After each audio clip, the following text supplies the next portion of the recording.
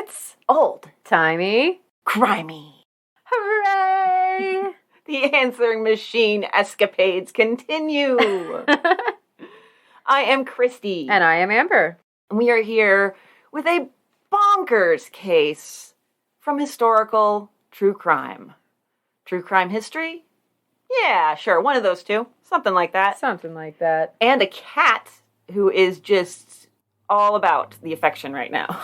He missed me. He's wandering around, he's purring, he's meowing. So you might hear a little kitty action here. Little kitty action.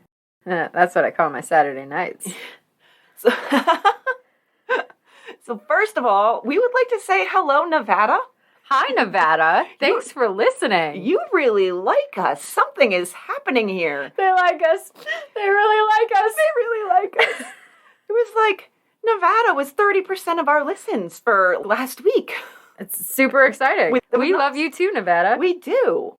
Okay, so this is actually going to be, this episode, our last before our holiday hiatus, which is going to be the first time we're doing that. Hooray!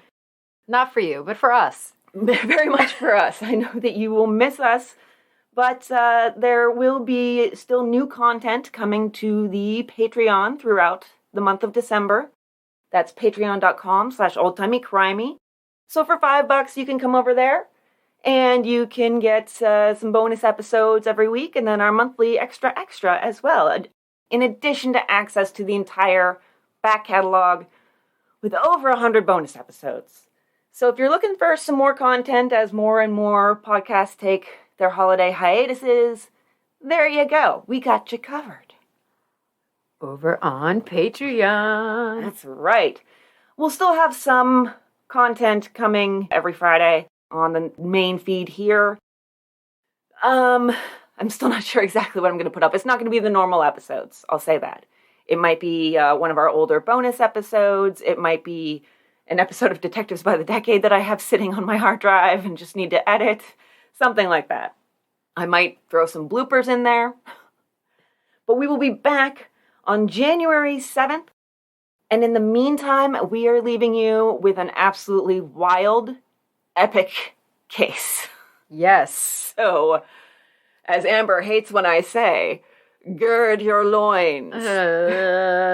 She's really not a fan of that. My loins are uncomfortable. She has discomfort in her loins. Okay, so, getting down to it. We're going to talk about a couple of families first. Going to talk about the Waite family. That's W-A-I-T-E.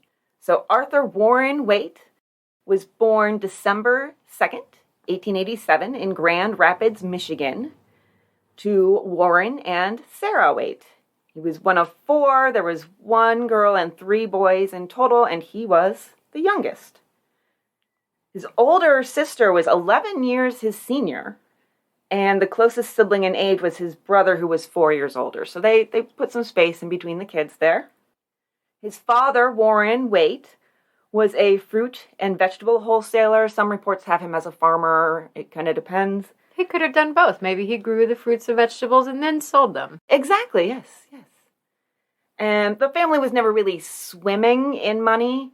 They lived the hand-to-mouth kind of life that you had to do. In fact, Arthur picked up a job delivering papers when he was in primary school. Wow. That's pretty impressive. Yeah. So Arthur was a fine athlete. He seemed to do well in school. He participated in his high school's literary society. He was really kind of considered, especially in later years looking back, sort of the boy next door. He was handsome. He was charming. I actually kind of think he has sort of like a young Bryan Cranston look. Kind of, yeah. It's like something in the mouth and around the eyes, maybe mixed with a young Russell Crowe, I would say. If a young Russell Crowe and a young Bryan Cranston got together and brought beautiful life into this world, it would be this boy, and then things would go badly. I'm going to end up with some weird wet dreams tonight. You are. You're welcome. Think would be the bottom? Probably Bryan Cranston. So, Arthur Waite was interested in dentistry, and after graduating high school in 1905, he started to pursue that path. He took a dentistry course at the University of Michigan, then got a scholarship and hopped overseas and did a dental surgery course at the University of Glasgow. And that was supposed to take 2 years, but somehow he managed to finish it up in just 3 months. Are we going to talk about that? Sure, let's talk about that. Although he was very, very smart, as most smart people do, they tend to get very distracted or lazy sometimes. So he could do the work by himself, but if he'd fall behind, he would just steal somebody else's and submit it on its own. I also have that he completely lied about a lot of things when he went to the University of Michigan. He was caught stealing or plagiarizing many times, but somehow was still able to graduate, which is really kind of suspect. And I did find a blurb basically saying that he had taken his records and doctored them to make it seem as though he completed things that he did not complete. Wow. He's a sneaky bastard is what he is. So he's smart. He's the youngest of the family, and as most youngest of the family, attention-seeking. And I can even speak to myself as being both very smart and the youngest. I, in school, didn't even try because it was so dreadfully boring to me that I would just do whatever the hell I wanted and show up for the tests. And I feel like that's kind of what he was doing. It was like, I'm too smart for this. I'm not doing the work. But then it's like, well, you have to show work. Be like, oh, here, this is, I dropped it. Yeah, here's my work. I totally forgot that I had my work until I stole it from that person. Yeah, let me just erase that name on top. There you go. Yeah. So he kind of was successful, but not in any sort of ethical manner. And success tends to get rewarded, which is what happened. He got a bonus of $500 for finishing up so quickly. Mm-hmm. And a position as a dentist with a British company that had an outfit in Durban, South Africa. It's a coastal city, the third most populous in South Africa. And there were some reports that also said the company did work for a mining company. Yeah, I don't know how they were linked because I couldn't figure that out myself. But it was an American firm to practice dentistry, but they were also known for mining. So I don't know if that was like maybe for the miners, how they used to do like whole cities where like they would have the grocery store and the doctor and the dentist and everything. Yeah, company town. Yeah, and that was kind of my thought too. It was like a company town and he was the town dentist. Yeah. His employment was terminated. Oh. Because the money he made was embezzled. The company, Wellman and Bridgman, discovered large quantities of money and they suspected him of embezzlement. I guess they couldn't find enough proof to bring any charges, but they did terminate his employment. But he embezzled quite possibly over $7,000. There was a report that he had brought $7,000 with him when he came back to visit at one point. Yeah. So that probably is the number, yeah, and that was probably money that he embezzled. Yeah, but they couldn't find enough. So he must have been smart enough that he didn't leave much of a trail behind. But the company was still like, there's something fucked up going on, and we're pretty sure you're behind it, dude. All that money you're making, we're not paying you that money. Yeah. This is not two-house kind of money. Yeah, right.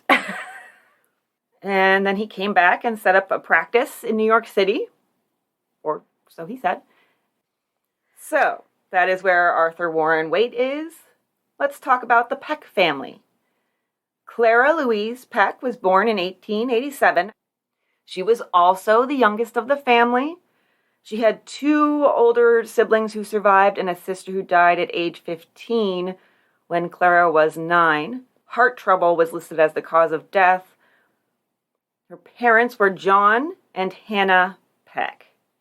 So John and his brother Thomas spent their younger years together helping out at the family drugstore. And then they, in turn, used that knowledge and experience to found a drug company, Peck Brothers Drug Company. Then they sold that, and they made bank. Millions of dollars. Pharmaceuticals. Yeah, right? Big Pharma. It starts right there. The papers actually literally called him a drug dealer. That's amazing. Yeah. Area drug dealer. Yes, exactly. This is not the direction I thought it was going to go. Right? He also invested in local factories and furniture companies. Grand Rapids was experiencing a boom and was soon to be called Furniture City. So big furniture city there. Big pharma, big furniture. Yeah, right. You can take your pills and sit on your couch. Well, yeah, you would almost need to, certainly. Probably, yes. Might need to lay down even. Unless those pills have Coke in them, and then you don't really need to lay down. But you could clean the room that they're in. Yeah, there you go. Or move it. Move all the couches. Move all the couches. Let's move all the couches. I have to move all the couches. Let's move them. Oh my God. I want to make like a playhouse like that where it's just furniture everywhere and you take a bunch of Coke and then you go organize. That is the most OCD fantasy I've ever heard. That is absolutely... Does this living room spark joy? Yes. Get Marie Kondo in there. Give her some Coke. Yes. How is this not on Netflix already? Right? I think we've just come up with a good show idea. There you go. Give Marie Kondo Coke and set her loose in your house. Yes. Does this spark joy? Does this spark joy? Does this spark joy? So by 1911, in Grand Rapids, there were 47 furniture factories. Jesus Christ. Employing 8,500 workers. This is basically, if you had furniture that wasn't made by the Amish up the road in these years, it was probably from Grand Rapids. Literally on the Grand Rapids Public Library website, when you go to search newspapers, you can also search furniture periodicals for certain years. Wow. So go look in the furniture journals for furniture articles. Wow. Yeah. I found that very interesting. Learn something new every day. Right? Also, John Peck worked as a president of the National City Bank and director of some other banks. I mean, this was a man who had his hand in every pot he could. And by 1915, he was worth 7 figures. In 1915 money. That's pretty crazy rich. Yes. It really is. And Clara, she lived the high life. She grew up hobnobbing with other heiresses. I know how to say that word.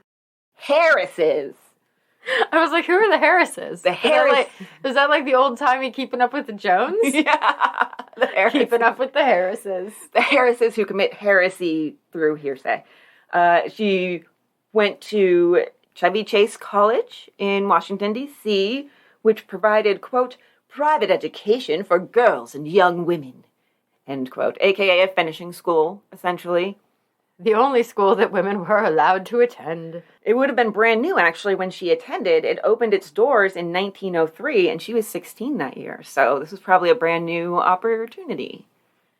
Then she went to, so one of my sources is Tobin Buhk, and he has a book that I'm not going to give the title of until we give the sources at the end because it's spoilery.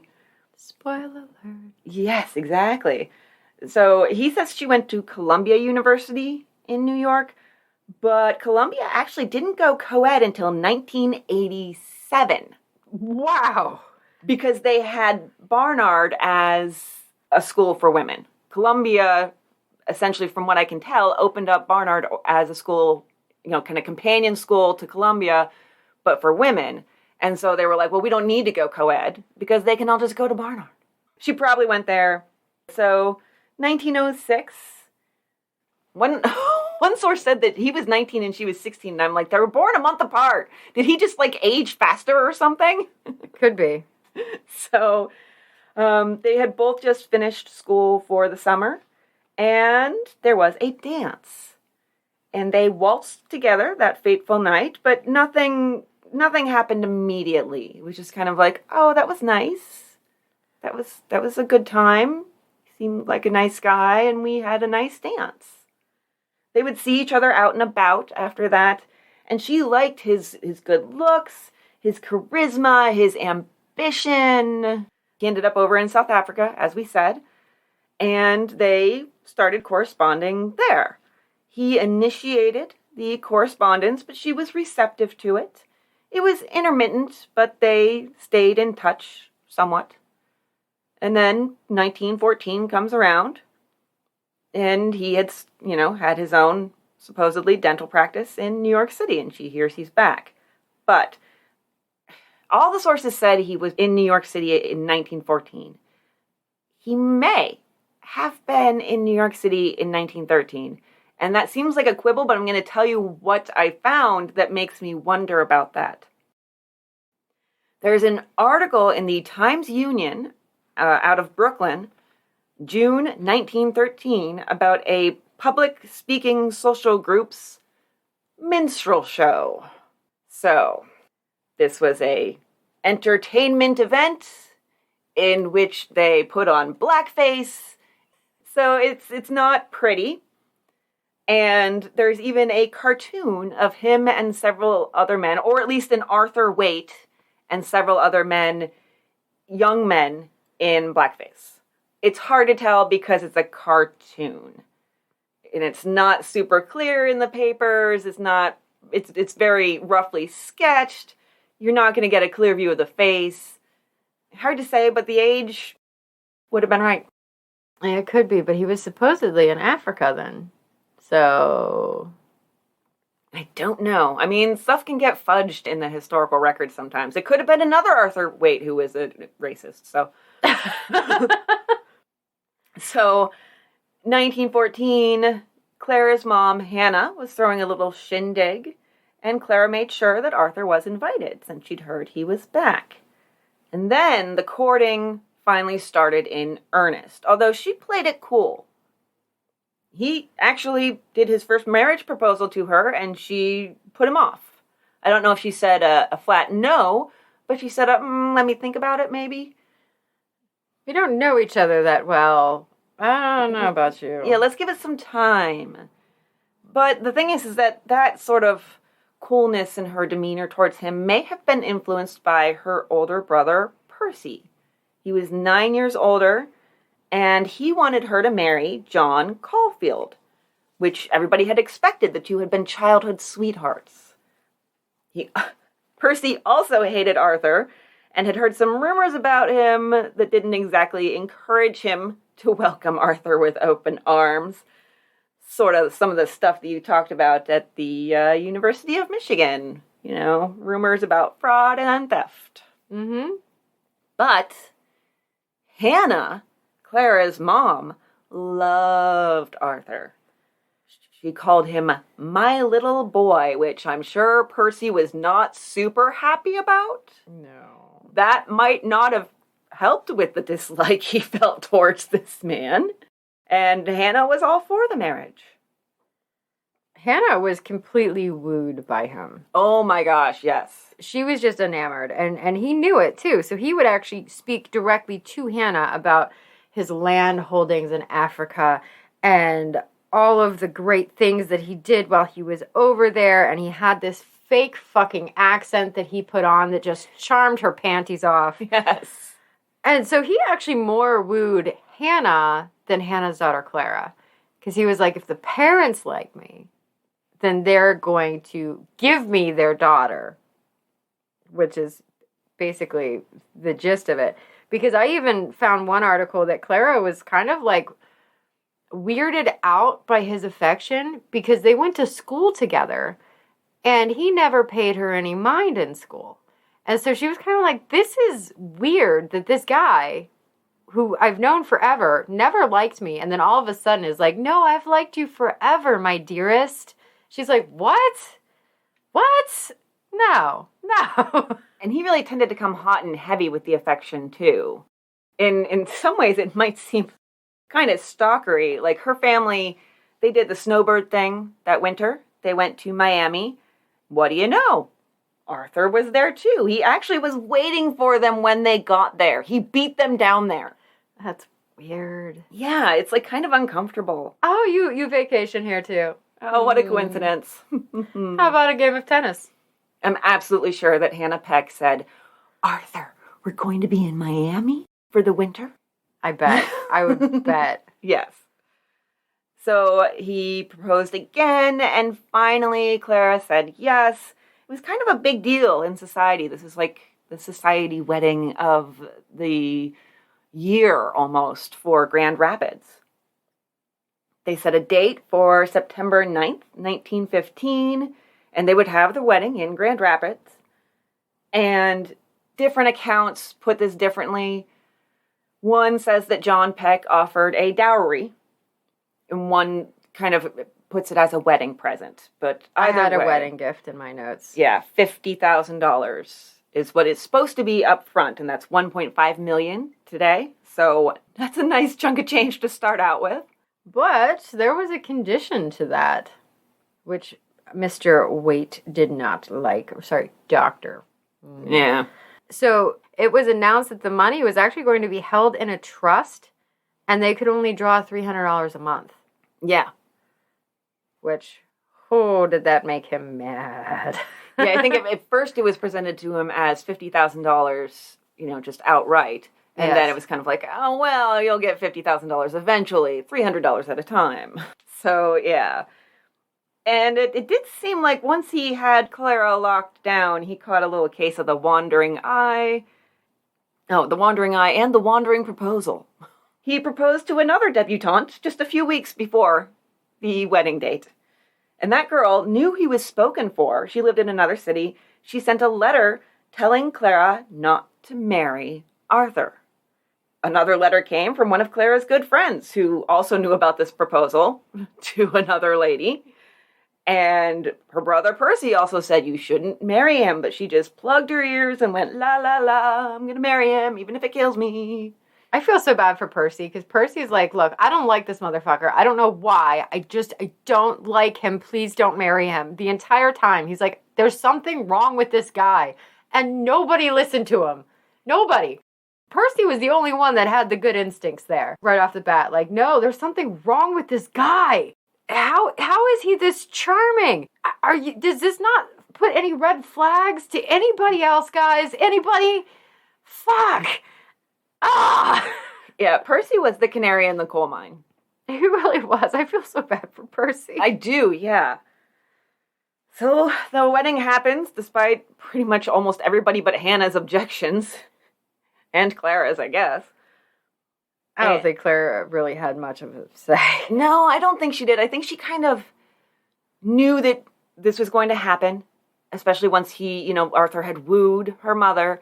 And so she just kind of made herself fall in love with him in a way, or talked herself into loving him, because she did want to be happy. And she did at least seem to like him when he wasn't kind of off-putting. So I do think that there was at least part of her that was in love with him in a way that's kind of like, well, we're going to be together forever, so I guess I have to. At the wedding, childhood sweetheart John Caulfield was an usher. Interesting. Yeah. They were married by Reverend Alfred Wishart, and usually when somebody gets married, we don't bother to tell you who married them, but that's an important one, so keep that in mind. They went to live in New York City after the marriage. They moved into a luxuriously furnished 7-room apartment on Riverside Drive that John Peck, Clara's father, had purchased for them. And waiting for them when they arrived were 2 checks for $3,000, one from her father and one from her Aunt Catherine. That's $85,000 today. That is a crazy amount of money. I know, and you don't even have to pay rent because you've already got the apartment. Probably don't have to buy furniture because you've already got it. I mean, they are set up. Well, and Aunt Catherine actually had also given Arthur the diamond for Clara's engagement ring. Oh, yeah.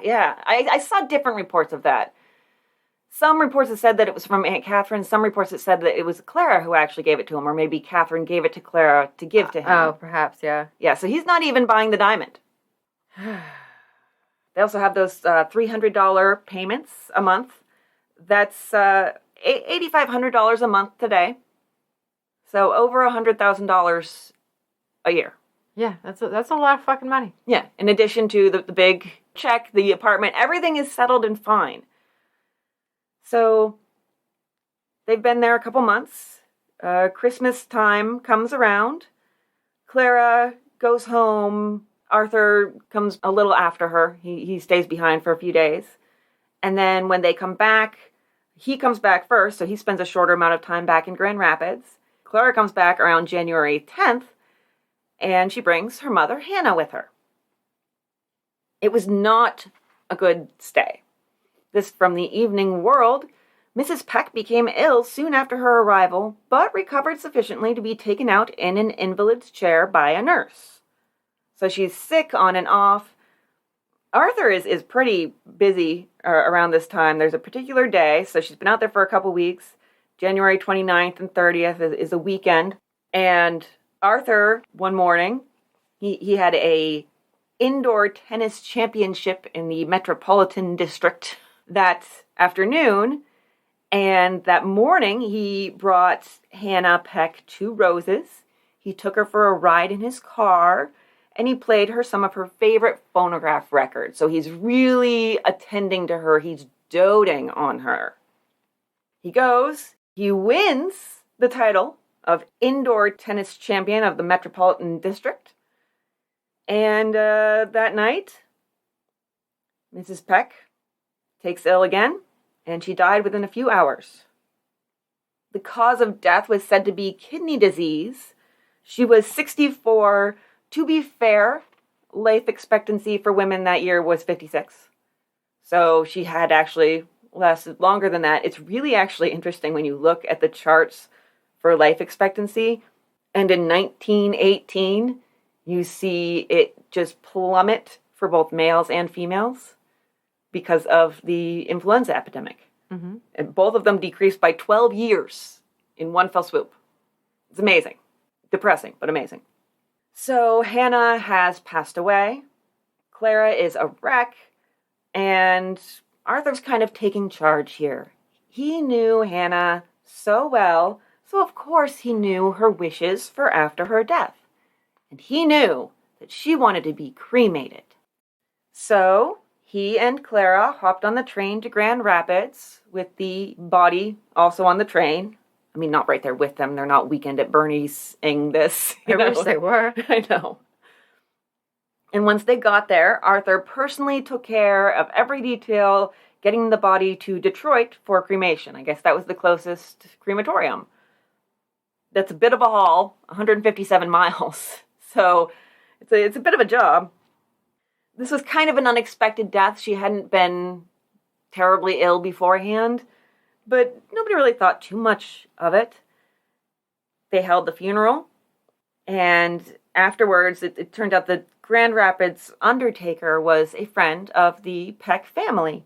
So he was at the funeral, and afterwards, he wished Arthur a more pleasant return journey than his trip to Grand Rapids had been, because they were coming with the body and all of that. You know, I hope that you have a more pleasant journey on your way back.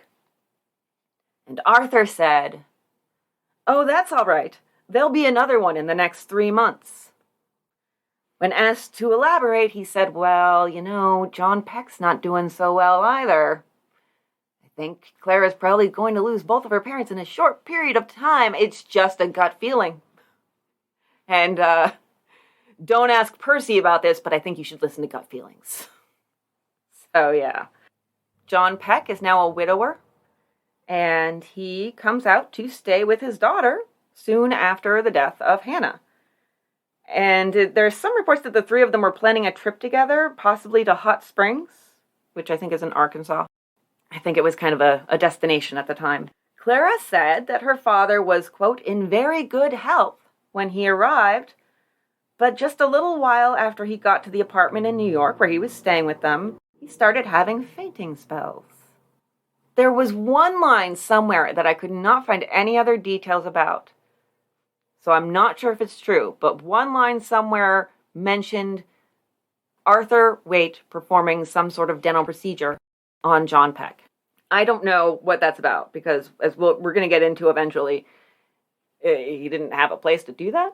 Maybe he just did it at home if he did, but since I only saw it in one place, I don't have any other corroborating evidence. I'm just going to say it probably was just a throwaway line or... Yeah. Well, he was treating him with the throat spray. Yes, there was a throat spray in there. He had given a throat spray actually to both of them, to John Peck as well as to Clara, and said, you know, you need to mist your throat with this several times a day. And it seemed like after John ate some ice cream, that's when the illness really started. And then he had some eggnog, and that made it far, far worse. We do see eggnog a lot in poisoning cases, I've noticed. They've got Marie... Because it already tastes so fucking bad. Oh, you're going to upset all the Team Eggnog people out there. Marie Lafarge in episode 88, and then Mary Frances Creighton. I mean, there's like 200 years or something separating those two cases. It seems like the thing with eggnog is people for that time period still thought that it could help you health-wise, and it was said to be a good option for treating influenza. So if you were ill from being poisoned, somebody could give you some eggnog, and oh look, it's poisoned too. So that's kind of how it became a common vessel for poisoning during that time period. Now, John Peck's symptoms included stomach pain, vomiting, and nausea. Not once, but twice. Arthur and Clara's maid, Dora Hillier, saw Arthur adding something to the broth he was about to give John Peck. And he convinced her he was just putting a little medicine in it. John is such a difficult patient. He won't take his medicine, so I have to put it in the broth. Here, have a little taste, Dora. And she took a taste, I guess, and she said it seemed fine. But John Peck said he didn't like the taste. And Arthur said, oh, well, our cook is terrible. We need to get a new cook. Clara was very worried about her father, especially having just lost her mother so quickly, too. So she contacted a doctor, and he attended John for a few days. John's biggest complaint seemed to be just the severe nausea. He couldn't put anything in his mouth. He couldn't keep anything down. He died on March 12th. The cause of death was listed as heart disease, heart disease, and nephritis. I like heart these nuts. I heart these nuts.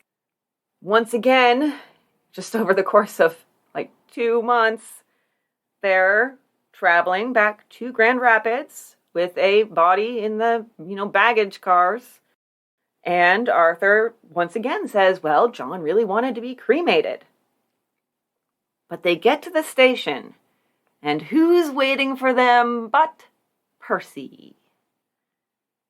He had brought along an undertaker.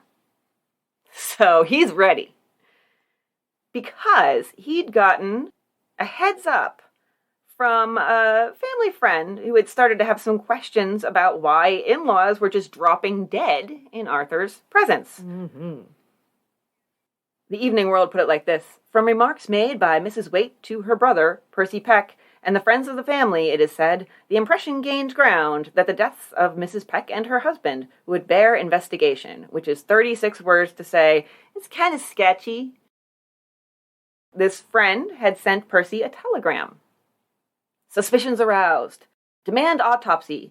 Examine body. Do not reveal telegram. The papers say it was signed just E, but Tobin T. Buhk has the writers signing it K. Adams. I saw a lot of K. Adams. Yeah, a lot of K. Adams. So, and then later papers would also include the K. Adams thing too. So I think it was the K. Adams, and that's specifically referencing Catherine J. Adams, who died in the Mullenneaux Cornish murder case, which we covered in episode 104. So it's just all over the place here with former episodes. I guess after 140 some, you get that way. Because they were able to cut Arthur off at the pass, they took the body into their possession before it could be cremated. Winning! Mm-hmm. And Percy Peck is on the case. He actually recruits Reverend Wishart, this very reverend who married Arthur and Clara, and the doctor who would do the autopsy, and sends them off to New York to do their own investigation and talk to undertakers who did the embalming. Those undertakers insist there was no arsenic in the fluid. It was actually an old family recipe. Yeah. And it was actually illegal at the time to use arsenic in embalming fluid. Not everybody stuck to that, necessarily, but it was not really supposed to be done. And so because of that, because it was still kind of done quietly in some places, there were conflicting reports in the press about whether there was arsenic in the embalming fluid. which could then call into question any positive results for arsenic found in the body. Well, and one of the things here is that the undertaker, Eugene Kane, was offered $9,000 by Arthur Waite to say that he put arsenic in the embalming fluid. And possibly even doctor up some embalming fluid with arsenic as well. Mm-hmm. As far as whether or not there's arsenic in it, there's a lot going into the reasonable doubt pile with that. But the undertakers will eventually say that Arthur was in a real hurry to get that body embalmed and on its way to Grand Rapids. They do an autopsy on John Peck, and sure enough, arsenic is found in his stomach and intestines. It's also found in the brain tissue, which the doctors say indicates poisoning before death. Another thing they find in the brain tissue is chloroform. Mm-hmm. And no evidence whatsoever of heart or kidney disease. So that whole original cause of death is out the window. Yup. They really keep this whole autopsy thing from Arthur. Percy even had dinner with Arthur and Clara that very night, basically while the undertaker is performing the autopsy, which had to have been hella awkward. You know, just sitting there like, oh, well, they're cutting up my dad's body and checking it for arsenic, and that guy might have put it in there. Oh, yes, could you pass the potatoes, please? You know what? No, don't pass them. I'll get them myself. Actually, yes, I'd prefer you touch absolutely nothing that's going to go into my mouth. It's nothing personal. It's just I'm a germaphobe. You eat it first. Yeah, I will if you will. And Arthur is not to be deterred. He stops by the mortuary a little bit after dinner, claiming that he had a picture of Clara and a little flower that he wanted to put into the casket. The mortician says, nope, no one is getting into that casket. Arthur freaks out, and he says, you must be doing an autopsy, and Clara and I both forbid it. Clara had said nothing of the sort. Percy really has no trust whatsoever. Can't blame him. But he gets somebody to guard the body even after it was autopsied and taken to the family crypt in a sealed coffin. I mean, he has like an armed guard on this body at the cemetery. Percy is not fucking around. He is not. I admire him for that. The funeral is held 2 days after the death. Both Clara and Arthur are MIA. She's having an emotional breakdown, and he's like, well, I can't just leave my wife in this state, so he stays with her. Then comes the reading of the will, which miraculously they recover for. I'm sure he encouraged her to go. And so John Peck's estate of over $1 million, which is $28 million today, was to be split evenly between Clara and Percy.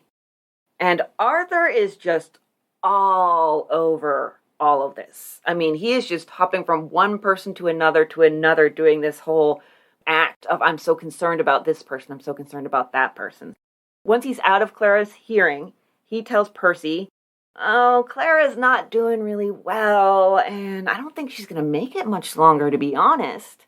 And I mean, trust me, I'm an expert with how soon people are going to die. Mm-hmm. Then he tells Percy he's also worried about Aunt Catherine. She also had plenty of money. And he says, well, she's not doing so great either. This is what he says, as reported later by Percy. It is terrible that death should stare the Peck family in the face the way it has. It seems so queer.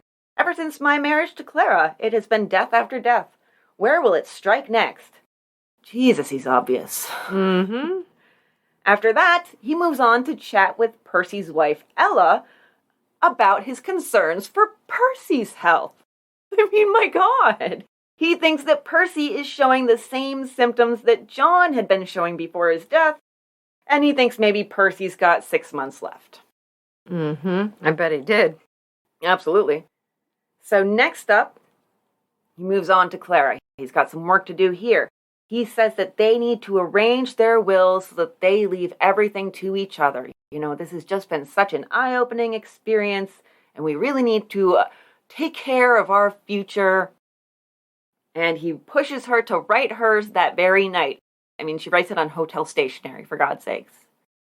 And she shows it to him, And he reads it and he just red pens it. He's like, no, 40,000 to charity? Excuse me? That's way too much. And so he hands it back to her, and he thinks it needs to be about half. Cut that in half, 20,000, which 40,000 is less than 10% of a sizable estate. Yeah, but the difference here is Clara is a good person. Arthur is not. Yes, that is definitely the difference. Yeah. Note that he said, we need to write our wills. Meanwhile, he's not writing his will, he's just dictating hers. So Arthur is ready to head back to New York, but Percy manages to stall and keep Clara in Grand Rapids. You know, he says, oh, we have all this stuff we have to do for the inheritance. You know, there's a bunch of family stuff. It's just family stuff. There's red tape. There's things we have to sign. It's going to be so boring. You should go back. This is essentially, he's trying to keep Clara from being around Arthur because he's concerned for very good reason. The papers actually are reporting that she's suffering from hysterics and is terribly ill. You know, we have lady parts. We go into hysterics. It's just what we do. That's just what we do. Certainly not the extreme grief of losing two of your parents in the space of 2 months. Yeah, that would not be what it was. No. Probably just a period. Yeah, there was something wrong with her uterus that week. Well, she did ride a train. Oh, that's right. Yes, she rode a train. Her uterus must be all out of whack from the speed. We all know that trains can make your uterus just fly out of your body with those high speeds. Can't go more than 20 miles an hour without that uterus just acting up. Silly uterus. Jumping out. So, there's a little bit of an investigation going on here. Kind of behind the scenes. Percy's trying to keep this quiet. Percy enlists the help of a well-known private investigator, Raymond Schindler, who agrees to look into the case, even though he's not really convinced. He's not as dead set as Percy is that Arthur murdered the in-laws yet. He'll be convinced pretty quickly. He'll get there. So Schindler is off to New York City, and the first thing he does is he goes looking for Arthur's employer or his practice. And he finds zip. Diddly squat. There's no hospital that he practiced dental surgery at. There's no actual New York dentistry license. Nothing. So that's kind of like, raising some questions, a couple of red flags popping up. What he did find, as he asked around, lots of people knew Arthur. He had a reputation as sort of a gadabout. He was a social butterfly, and he was an ardent admirer of showgirls. Schindler is pretty good at his job. He manages to actually get the super at Arthur and Clara's apartment to let him and a few others in to investigate, which that wouldn't really fly today. Nope, that's so illegal. It's super illegal, but, you know, it's stuff like that you could get by with it back then. The Fourth Amendment, I think, was maybe more of a guideline than a rule. They find a couple items of interest, extreme interest, indicating that Arthur had some interesting hobbies: pharmacology, deadly diseases. First of all, I have a pro tip for everybody out there. I don't encourage you to poison anybody with arsenic. I'm not behind it. I don't support it. But if you're going to, maybe don't bookmark arsenic in your pharmacology book. Just a little life pro tip from me to you. And I can only imagine what Raymond Schindler and the men he had brought with him thought when they found glass slides that apparently were typhoid specimens. So Arthur was doing private studies at Cornell Medical School, even though he was never formally enrolled. So he had basically said, look, I have this postgraduate degree from Glasgow, and I'm just really interested. Can I study here? And Cornell's like, yeah, you seem like you're on the up and up. You can study here. So while he's there, he started doing research on some of the deadliest germs that he could find: typhoid, cholera, diphtheria, tuberculosis, anthrax, and pretty much anything that he could get his hands on. And I actually saw one article that said that he had spoken to somebody at Cornell that they did not have more deadly bacteria. Because that was simply not deadly enough. And he really wanted to study deadly bacteria so that he could prevent anything from happening in the future, of course. He's like, I know you got the really good stuff in the back there. Can I get some of that? That was basically what he was doing. He was like, I have all this bacteria. You got what else you got? I need the strong stuff. Yeah, like pretty much. And speaking of strong stuff, they find another pharmacological substance hidden behind a wedding picture of all things. Some cocaine. Yeah, well, everybody needs cocaine. Yes. Well, they're not sure if it's part of his MO of drugging his wife's family or if it's personal use, shall we say. I feel like that one's personal. I feel like that one is personal, or it could be both. There's nothing that stops it from being both. Little for you, little for me. Of course, you know, the little for you is going to kill you, so. With all the other shit I'm giving you. Then they bug his phone. I looked into it real quick, and the Supreme Court didn't issue a ruling requiring warrants until 1967 in order to bug phones. So they were pretty much free and clear. Arthur gets into town a little bit after the PI, and they start tailing him. They discover he's had a place at the plaza from February 21st to just the previous week, close to a month, but he's registered under a false name. With a wife. Dr. and Mrs. A.W. Walters. So he didn't even stray too far from his actual name. No, you gotta remember what it is. Yeah. And you also want to make it kind of common. Mrs. Walters is actually Margaret Horton. I said that with too much emphasis on the whore. I feel like it wasn't on purpose. It wasn't intentional. I was like, I don't want to say Horton. So I was like, well, you enunciate. Know what? You're not far off, though. Really? Because this whole thing was just bizarre. It was very strange, yes. She was a cabaret singer who was also married. Her husband was an engineer, but it seemed like he was supportive of whatever was going on with Arthur and Margaret. He called her a dove among crows and said he absolutely trusted her with any man in the city. Absolutely. He is so trusting, and I want to hug him and pat him on the head and slap him across the face. All of the above, yes. And then give him a cup of tea. So basically the story goes is Margaret is studying languages at the Burlitz School when she met Arthur, who was there studying French. So Arthur had all this free time not working like he said he was doing and was just going to schools to learn things, I guess. Sure, whatever. So he's learning French. And apparently a teacher suggested that the two of them team up to learn French together. So they do. That's why they got this apartment to practice French.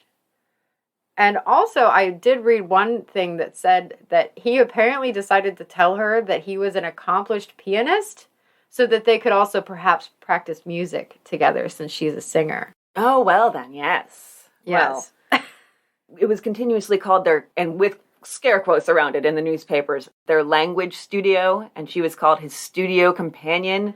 And I do bet that there were some real cunning linguistics going on in that hotel suite.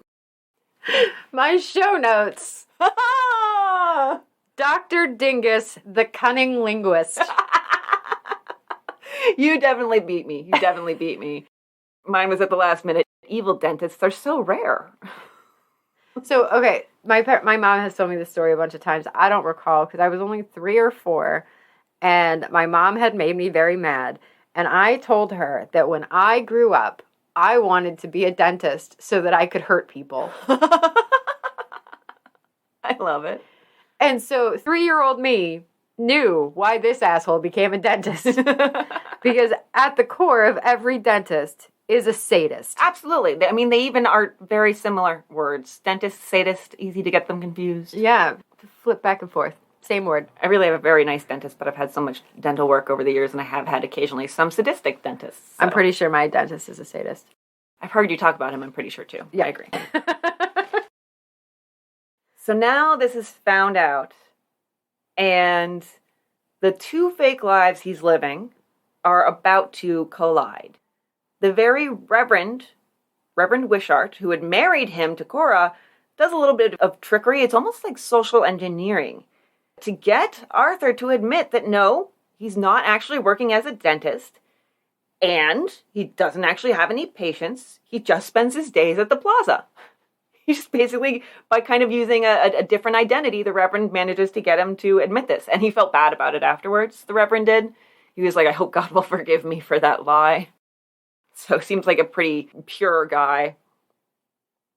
And Arthur is also using his second life with, Mrs. Walters in the language studio to bolster his claim that he's practicing dentistry by going off to work every day. When he goes off to work, he goes to the studio at the plaza. He's, in a weird way, robbing Peter to pay Paul in his alibis and cover-ups. Now, Catherine, John Peck's sister, gave him, reports varied, I'm going with $48,000, to invest for her. That's $1.3 million today. And it seems that he may have used some of that to finance this quote-unquote language studio where cunning linguistics were done. In my timeline, I actually had that happening, all the stuff with Catherine, before Hannah or John. I think that she may have given him like $30,000 to invest and then another $18,000 later, and some of it was invest, but it doesn't really seem like he actually invested the money. No. That didn't happen. No. And some of it was, kind of construed as a loan or a gift. And actually, way prior to John and Hannah dying, even before the marriage, between June 1915 and January 1916, she gave him an additional $52,000. That was loans, gifts, and that's another $1.4 million in today's money. So all over the course of just 6 months, she gave him that much money. Then he also has, the wedding gifts from Catherine and from John. And he has the $300 monthly payments. I mean, the guy's already swimming in money. He's fine financially. Because everybody is giving him money. Yes, I know. Can I meet some people like this? I promise I won't kill you. Right?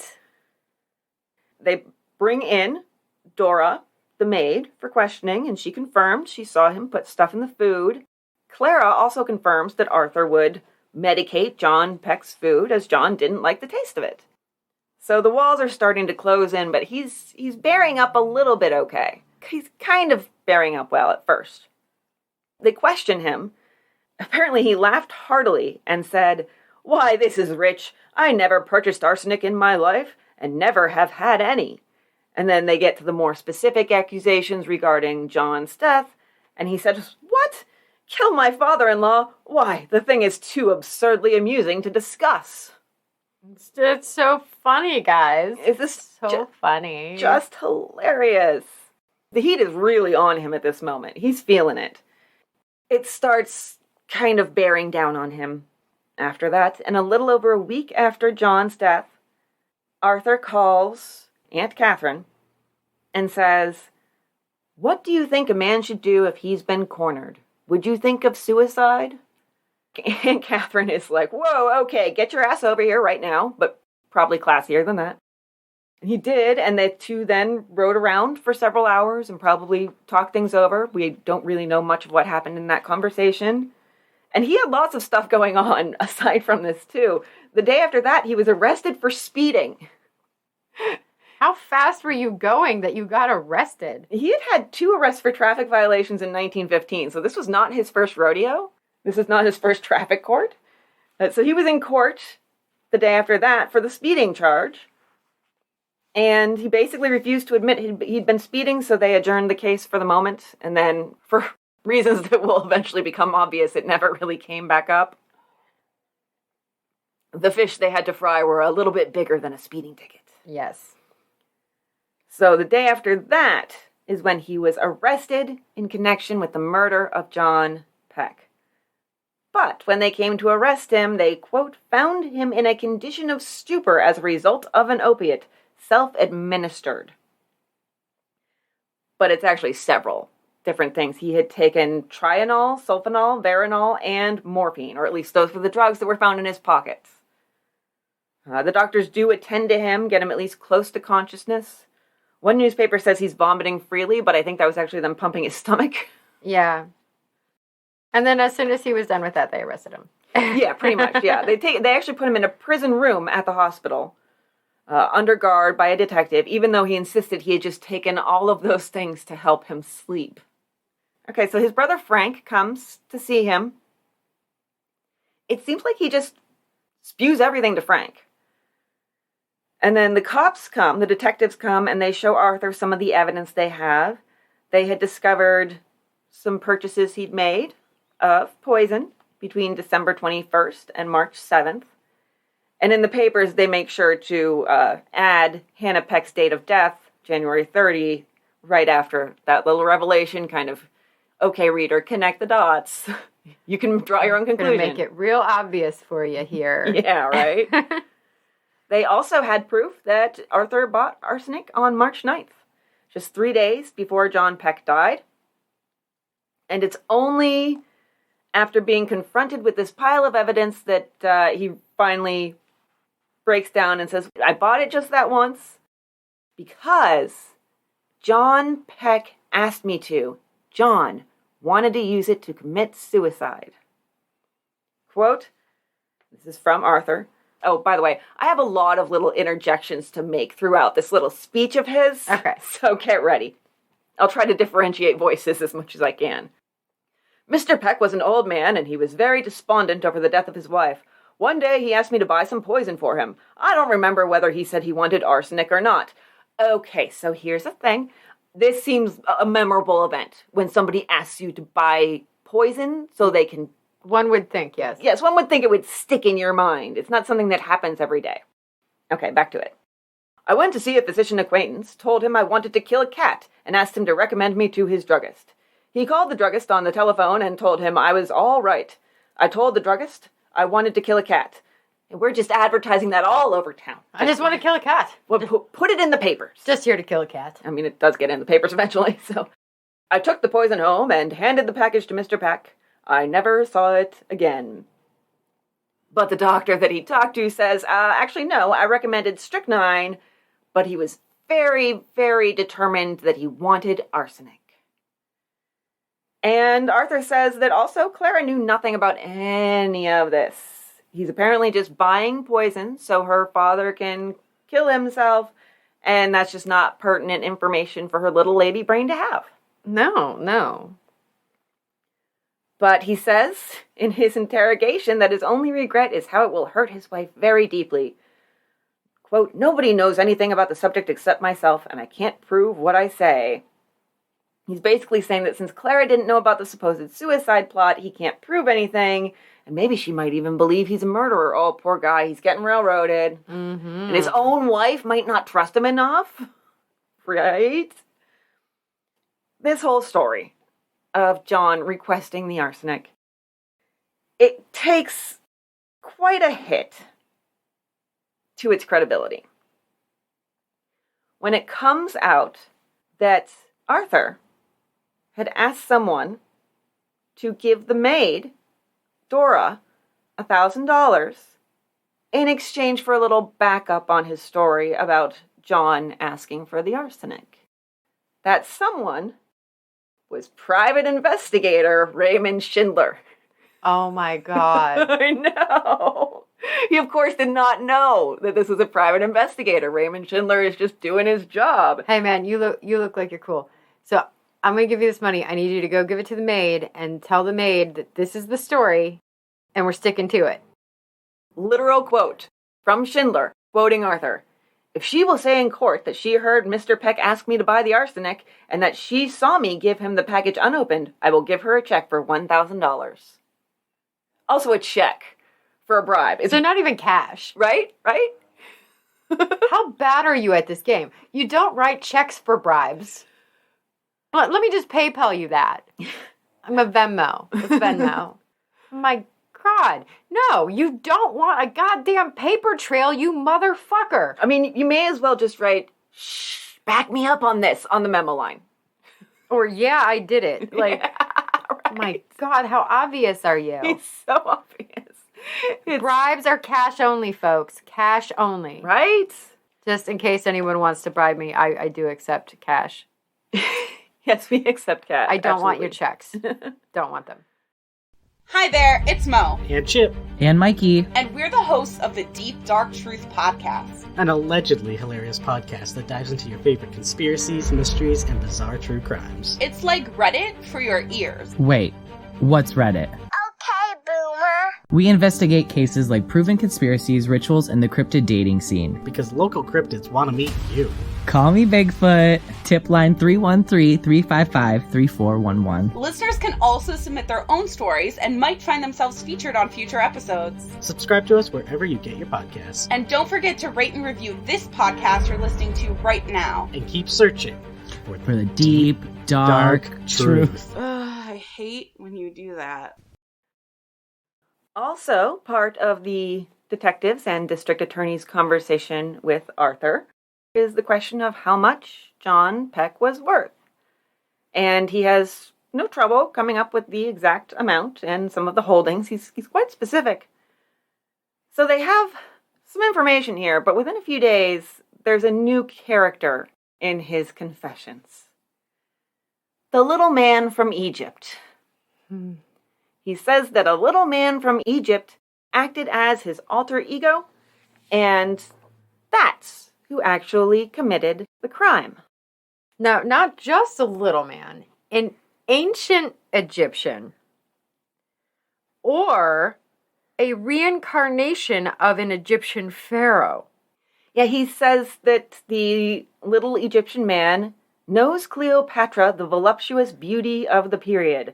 Of course, he went straight for Cleopatra. Yes. I would like him to name any other Egyptian ruler. Just one. I also have another quote. I believe that, although my body lives in America, my soul lives in secret in Egypt. It is the man from Egypt who has committed these foul crimes. Yep. He is asked to describe his interactions with him, with the man from Egypt, and he says, I never saw him. I have only heard him. But he has been with me always. He made me do evil. I felt his influence, and I struggled to shake him off. I did everything I could to get rid of him, but he stayed with me, always making me do what he wanted. I feel now that I can shake him off. Now that he has made me do this last act, I believe I can get rid of him. He seemed to leave me last night, and he hasn't returned today. But that wasn't even going to be his last act. Right, exactly. He I don't know if I'm jumping the gun here, but he actually admitted to intending to kill his wife to claim the other half of the Peck fortune and then spend it with Margaret in Paris where they could practice their French. Or possibly in Egypt. I saw one report that somebody had said, oh, he was going to go to Egypt with some woman. Well, yeah, he actually referred at one point to Margaret as his real soulmate because Clara was simply not his equal. Yeah, he had a lot of bad things to say about Clara. He was not very complimentary of her. But Margaret insisted that they were always platonic. Oh, yes, there's a lot of platonic in quotes in the newspaper accounts of the relationship. It's in quotes in my notes, too. yeah, right? It's in quotes in all of our heads and all of our lives. So, yeah, this little man from Egypt thing, one thing I have to say about this is cough, racism, cough. It wasn't me. It was the brown man who lives in my head. Oh, well, of course it couldn't be you, white man. Like, of course it had to be somebody of a different color. It's just so... It's got that definite tinge of racism because, of course, it's not another white man. He's very specific that this is an Egyptian man. Well, and he also made a mistake during all of this as well. He wrote a letter to Margaret during all this, and I'll touch on that later. I don't want to give away any spoilers. Yeah, we'll definitely touch on that. So the newspapers are really committing to his bit, you should say. They're getting dramatic. Try as the dentist would for years to force the bad man to take the count, all efforts were in vain, until suddenly, on Monday night, after a mighty struggle as he lay on his cot in the prison ward of Bellevue, he finally chased the bad man from his soul forever.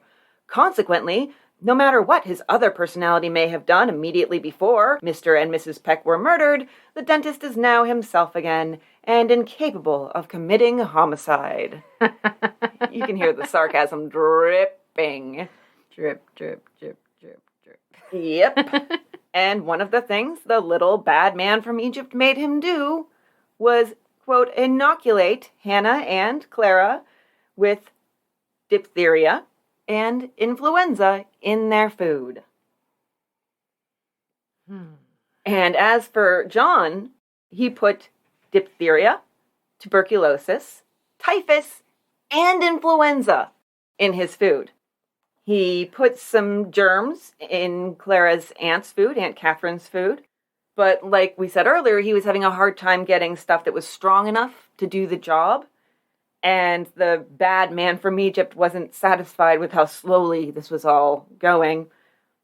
I think this is our first germ warfare. It might be. Yeah, I had never really heard of anybody attempting to do this in any of our cases before. So his brother, Frank, is trying to play up the obvious attempt at an insanity defense without raising expectations too much. He tells the press, yes, you might compare the case to Jekyll and Hyde, but of course the line is not so marked as Stevenson made it in his writing. There's that literary club coming out. Arthur's lawyer also reached for that particular comparison when he talked to journalists. He said, Waite really had an alter ego or other self. When he was rational, he was Dr. Waite, kindly, good, charitable, and true to his family ties. He was like Stevenson's character, Dr. Jekyll. Mm-hmm. Clara is actually not told about the arrest immediately because she's still struggling. She's considered a little bit fragile.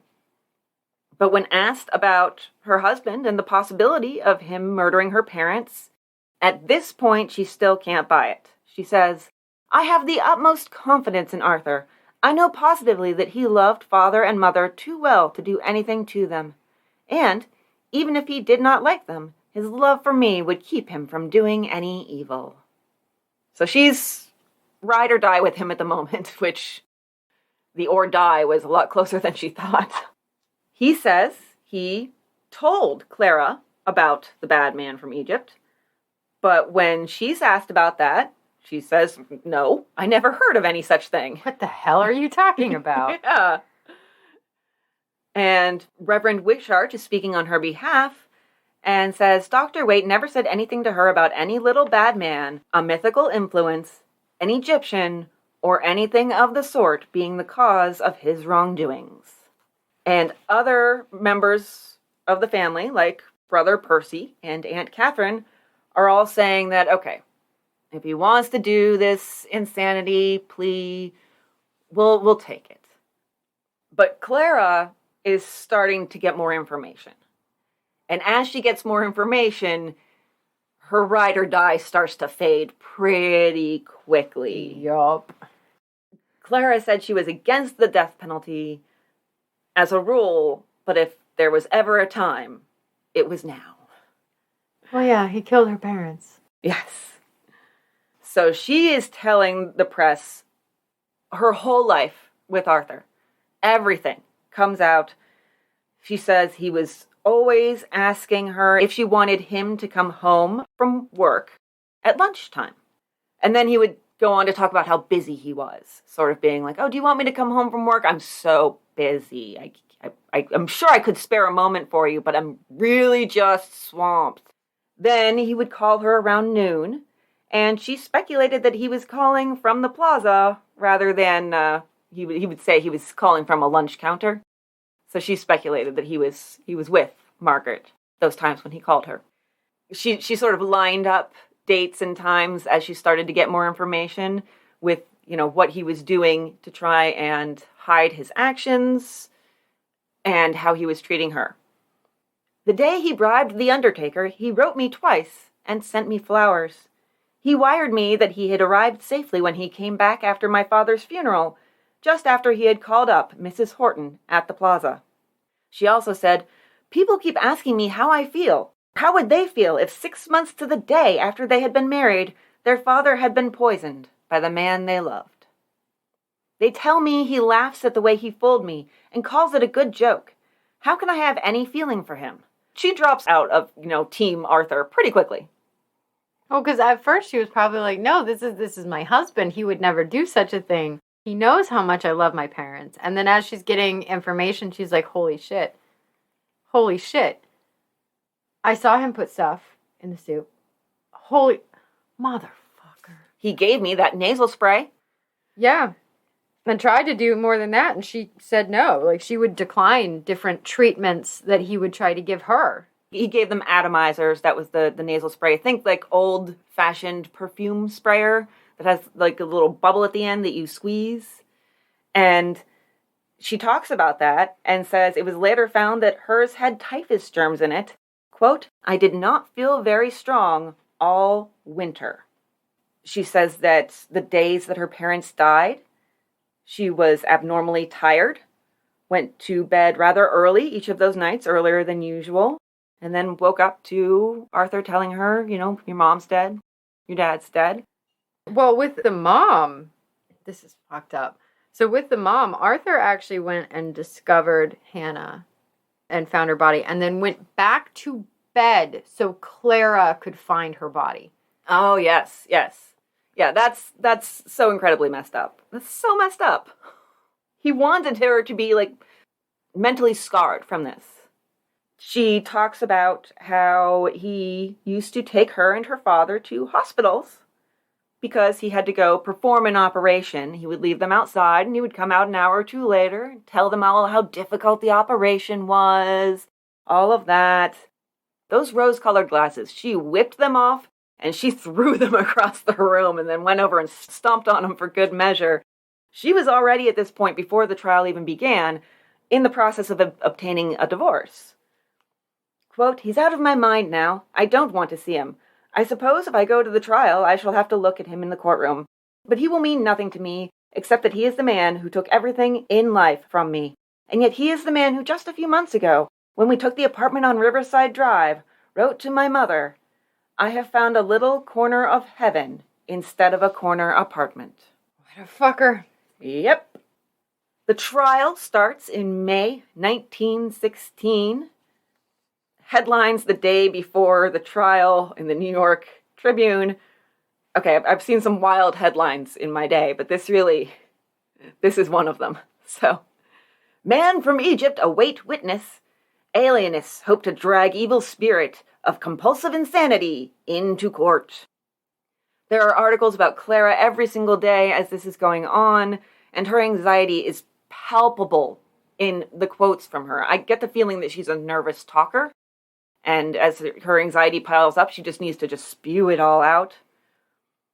And for once, at the trial, this is a very good thing for her dignity, they only allow a few spectators, or as the paper or the judge, I'm not really sure, one of them calls them, the morbid.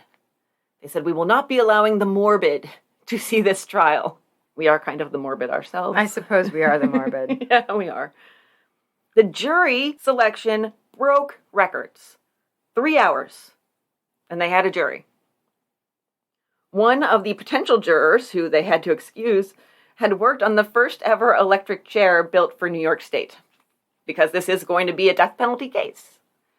And he might really want to see it in use. Yeah, maybe. Well, you know, I put so much work into that. So, and the New York Sun, after the jury is chosen, has our favorite feature. A list of the jury's names, occupations, address of their employer, marital status, and home address. And it's even offset in its own text box at the top of page 2, like the weather forecast or the lottery numbers. So here's our jury, okay? As far as employment and marriage is concerned. A mechanical engineer. A cheese merchant. A gas company superintendent, an assistant secretary, a capitalist, an electrical apparatus. I don't know, do they just have like an electric blanket in the jury? I don't know. I'm not a person, I'm just an apparatus. I'm just an apparatus. A broker, an accountant, a manager, an electrical engineer, somebody who's in real estate, and a writer, Joseph H. Trant, who actually has a few IMDb credits. Oh. Some of his plays were turned into films. Lovely. As for marital status, 8 were married, and then 4 in that list were either listed as unmarried or no status was listed. I did have one report that said only 2 were unmarried. So those unlisted ones may have also been married. Of course, they're all men, as you know. Well, it's no place for the morbid. Yes, we are the morbid. Our morbid uteruses. And because they have the home addresses, I was able to figure out one of them lived in the apartment building right next to Arthur Waite's. Oh.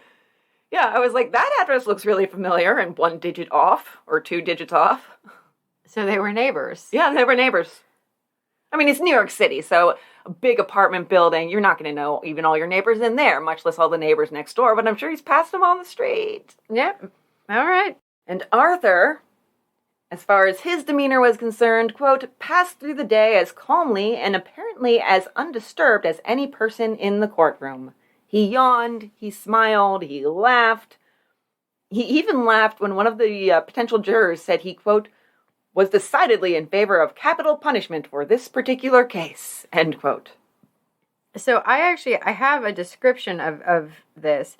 When he was not on the stand, he would doze off until poked by his lawyer, or he would laugh loudly at his own expense. Yeah. This is not how you behave in court, just by the way. These are bad things. Meanwhile, his poor dad is there. And they actually said that his dad, Warren, would often be in tears. Mm-hmm. So his dad is there and, like, heartbroken that his son might have done this, and his son is acting like that. Mm-hmm. Talk about a disappointment. Like, absolutely, yes, absolutely. His behavior could potentially be kind of an attempt at bolstering that insanity defense, because who else but somebody who's not in control of their mental faculties would fall asleep and laugh when their life is on the line? Well, and that is the actual reason that they did it. So they had 5 psychologists present watching him, and then they ended up testifying about his inability to distinguish right and wrong, and that he would need to go to an asylum. So 2 of the psychologists actually thought that he suffered from moral imbecility. And the other 3 are like, no, that fucker's just acting. Yeah. Once again, we always have them split when we have diagnoses or judgments like these from psychological professionals back in those days. So 2 of them are like, yeah, no, he's obviously insane. The other 3 are like, no, he's just really good at pretending he is. Yeah, at first, Arthur's lawyer seems to really be running with this whole thing, his opening statement, then it kind of falters, but he says, Waite had a diseased mind. 1 hour he was sane as you or I, and the next hour he was possessed by madness. And now the prosecution's theory of the case was that Arthur poisoned John to weaken him, then subdued him with chloroform and smothered him with a pillow. So, I mean, he had run the gamut here. He started buying germ cultures within a few weeks of the marriage. Diphtheria, typhoid, pneumonia, influenza. Anthrax. It does seem like he met Margaret Horton probably about the time that Clara left for the holidays, although there are other reports that he met Margaret when he came back early from the holidays. If he did meet her before the holidays, then went to Grand Rapids, and then came back early, he told Clara he was coming back, quote, to perform a most delicate operation that only he could perform. Mm-hmm. Euphemism! Right? Well, they got the studio at the Plaza a week after Clara's mom came to stay, but Clara's mom's illness and death weren't allowed to be brought up as much because he wasn't being charged with her murder.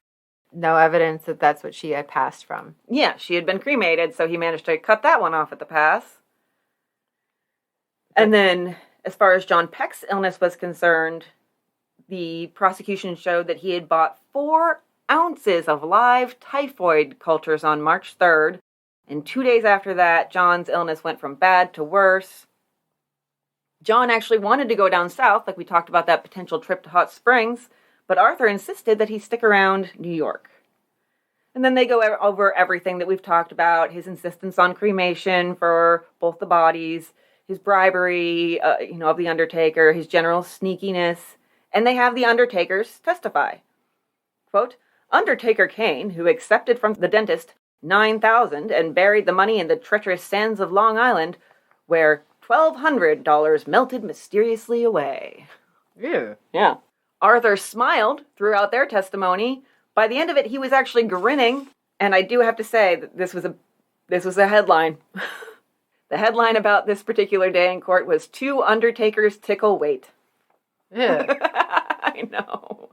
And then, as the prosecution was finishing up its case, came Ladies' Day. We have Kay Adams, the telegram writer. Turns out he's never even seen her before. She's the daughter of family friends. She had heard it from her uncle and her cousin because they had gone to Arthur and Clara's apartment to give condolences, and he denied them entry. So they came back and they were talking to this young woman about it and about how strange it was that the 2 deaths came so close together, how weird Arthur was acting, and then she decided to send the telegram. And then Clara is on the stand. And the Star Gazette characterizes both Clara and Margaret with kind of there's a similar structure to how they're characterizing them.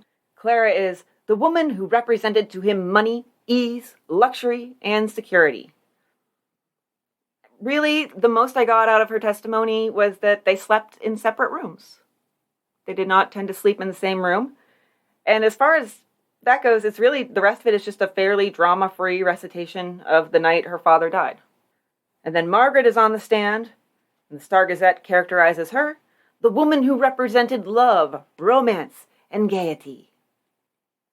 She admits to everything, even recounts this particular conversation they had shortly before he was arrested.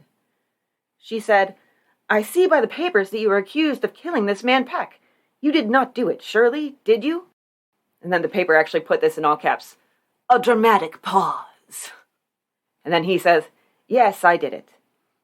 He then gave her a ring and $170, $4,400 in today's money.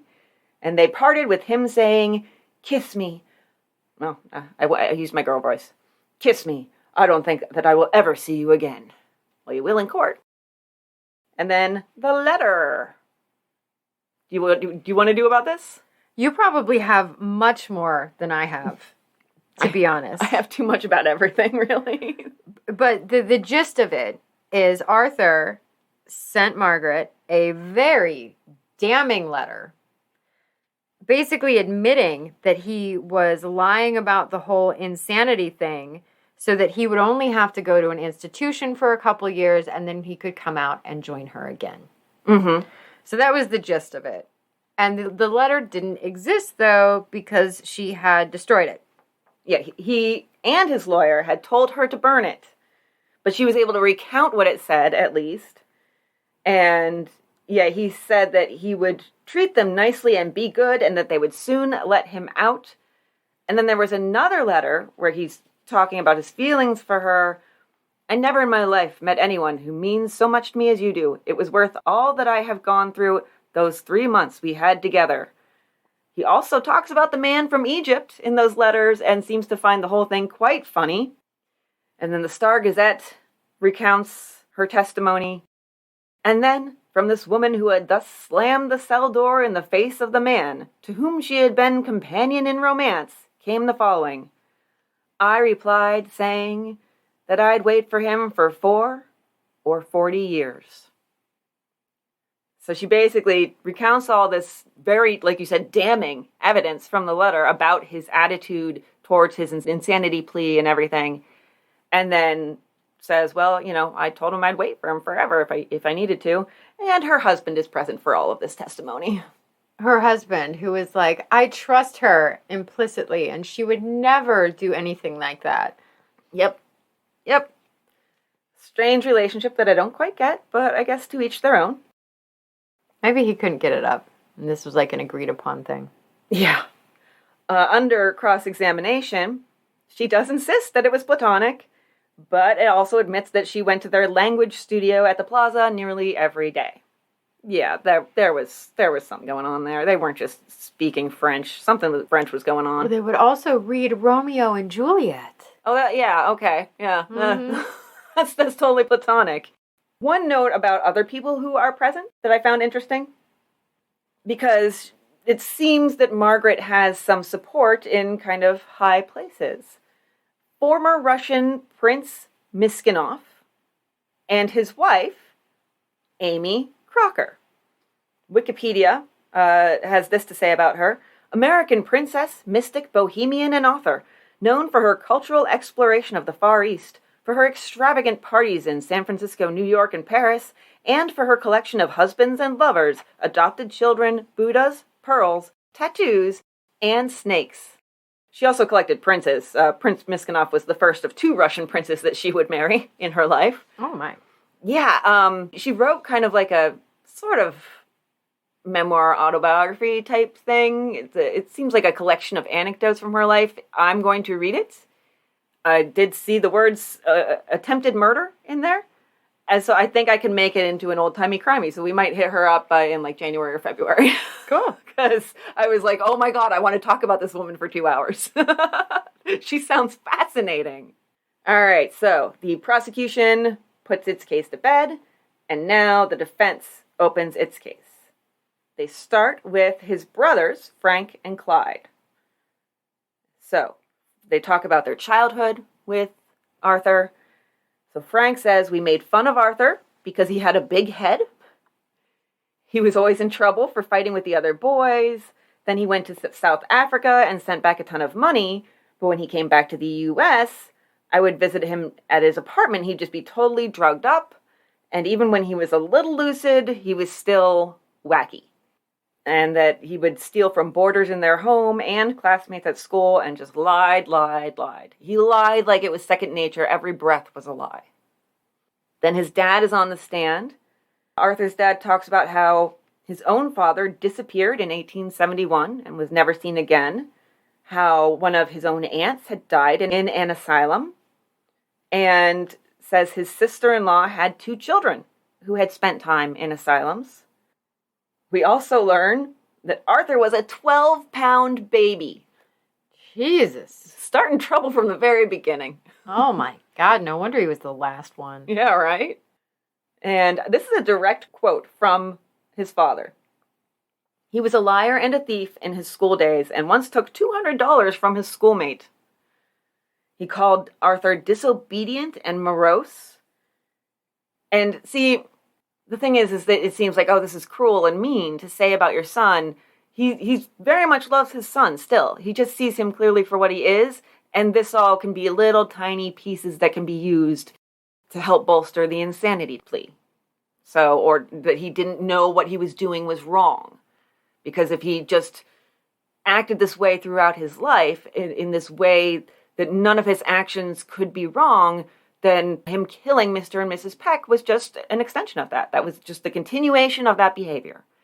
And that's kind of the bar, especially in those days, for the insanity plea is, did they know what they were doing was wrong? Yeah. Well, he's been doing it his whole life, so maybe not. We've told him. It doesn't seem to sink in because he keeps doing it. Yeah.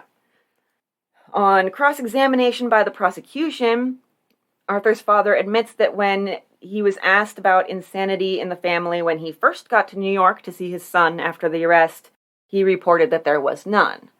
So there's kind of this idea of, oh, is he making this up or not? Lots of people were in the asylum. I mean, like, yeah, my sister-in-law and her kids, and yeah, whole family's fucking crazy. Yeah, just And then Arthur takes the stand.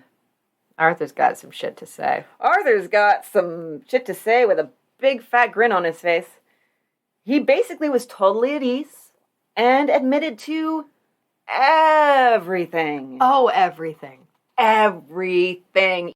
Even stuff that hadn't come up yet. I have Arthur himself admitting to killing animals and stealing money as a child. Oh, yes. And had we known this earlier, we could have just raised that red flag up and waved it around all over the place till our arms were tired. He admitted he had tried other methods to kill John, like trying to induce pneumonia by sprinkling water in John's bed. Okay. Leaving a tube of chlorine gas in his room now and then. leaving a heater in there, which everybody was like, what? I mean, I guess John got up, didn't see the heater, tripped on it and burned his leg a little bit, but didn't kill him. Also, he admitted trying to kill Aunt Catherine with ground glass in marmalade. I found it hilarious that, like, right next to that little tidbit was an ad for marmalade. I was like, no thanks, I'm good. I'm good. Amazing. Yeah, he basically full on admitted that he's like, I've been trying to kill John Peck forever. I would wet his car seat and take him out for a drive. I would wet his bed sheets and open up the window. I'd put water in his boots. I was trying to give the old man pneumonia, but that 72-year-old man, he was tough. So after that, yeah, some chlorine gas. That didn't work. The heater thing didn't work. So eventually, I just tried some chloroform. And that didn't seem to be working. So I added a pillow over his face to make sure that chloroform really got in there. Yeah. Like... Diphtheria, typhus, pneumonia, more pneumonia attempts. Tuberculosis. We've got the chlorine gas, the heater, the chloroform, and then arsenic in there somewhere for sure. So and then finally the pillow. Arsenic. Arthur gave him 90 grains. 2 or 3 is considered a fatal dose. 90 grains of arsenic just to get John into bed. Like, he was a tough old fart. Oh my gosh. That John must have been from a hearty stock. He really was. I feel terrible that his last days were spent in so much agony and pain and misery, but I have to give him props for lasting that long. You know, it's a double-edged sword there for sure, because it's like, you know what? Good for him. His body was saying, you're not killing me. You know, you're not going to get me. He almost reminds me of Mike O'Malley. Was that the... Yeah. I think Scott and Beast did that one. Yes, because I tried to do it again because I just love the story so much. So it reminds me of that. And John didn't get the treatment that Hannah got at all. So, like, even though Arthur was trying to kill Hannah, he was still very much coddling her and taking care of her, and he would, like, rub her feet and then make sure they were nice and wet while he cracked the window open to give her pneumonia. But John didn't get any of that. He was just like, oh my God, die, old man, die! What is wrong with you? Yeah, it's a lot for anybody to take. Well, and then imagine, too, being Catherine. So Catherine was unaware that he had tried to poison her and was still his number one fan. Catherine's like, no, Arthur's a sweetheart. And then he's on stand saying, yeah, I tried to kill her. And she's like, what? But I've been giving you money and you're my favorite nephew. Yeah. What? You put glass in my marmalade? You tried to give me diphtheria? Yeah, it's got to be a lot for her. And it's a lot for his father and brother. They're watching this. The father, like you said, is crying the whole time. And he corroborates everything that they had said on the stand about his stealing. He actually seems more ashamed about the stealing than the murdering. He was quite blasé about the murdering. That was just another Tuesday. Yeah, that's just what happens when you come stay with me. But then he'd go back to the big smiles whenever he talked about various times that he cheated, you know, in school and such. And just grinning from ear to ear. He did talk about how he got by via theft pretty much all of his adult life, including in South Africa. He even stole a car there. Oh, I did not know that one. Yes. So then he talks about his courtship of Clara, and we're going to have a little dramatic table reading here for you from the exchange at court. Am I the attorney or am I Arthur? You be the attorney, I guess. So you are the attorney, which is his attorney. He's on direct examination now. Were you in love with Clara Peck? I don't know. Why did you propose to her then? Money. And when she refused you? I made up my mind to make her love me. Did you know her family was a wealthy one? That was the reason I wanted to make her love me. Did you make a trip south with Miss Peck? Yes, we were always together. She accepted you, finally? Yes. While you were on the southern trip, did you steal anything? Yes. What was it? A $10 bill. Where did you take it from? From Mrs. Peck's purse. So he's stealing from his mother-in-law as he's trying to, or what would then be his future mother-in-law, as he's trying to woo her daughter. He's incorrigible, this guy. He's absolutely incorrigible. He can't be stopped. Well, I mean, he can. So, he says of his plans, when I got rid of her, I meant to get a beautiful wife. She was not my equal in... Yeah. She's in court for this, by the way. She was not my equal in anything. She was not beautiful, not talented. She was just an ordinary, quiet girl. It seems almost like he's trying to flirt with the jury from the witness box, or at least that's how some of the reporters sort of characterize it.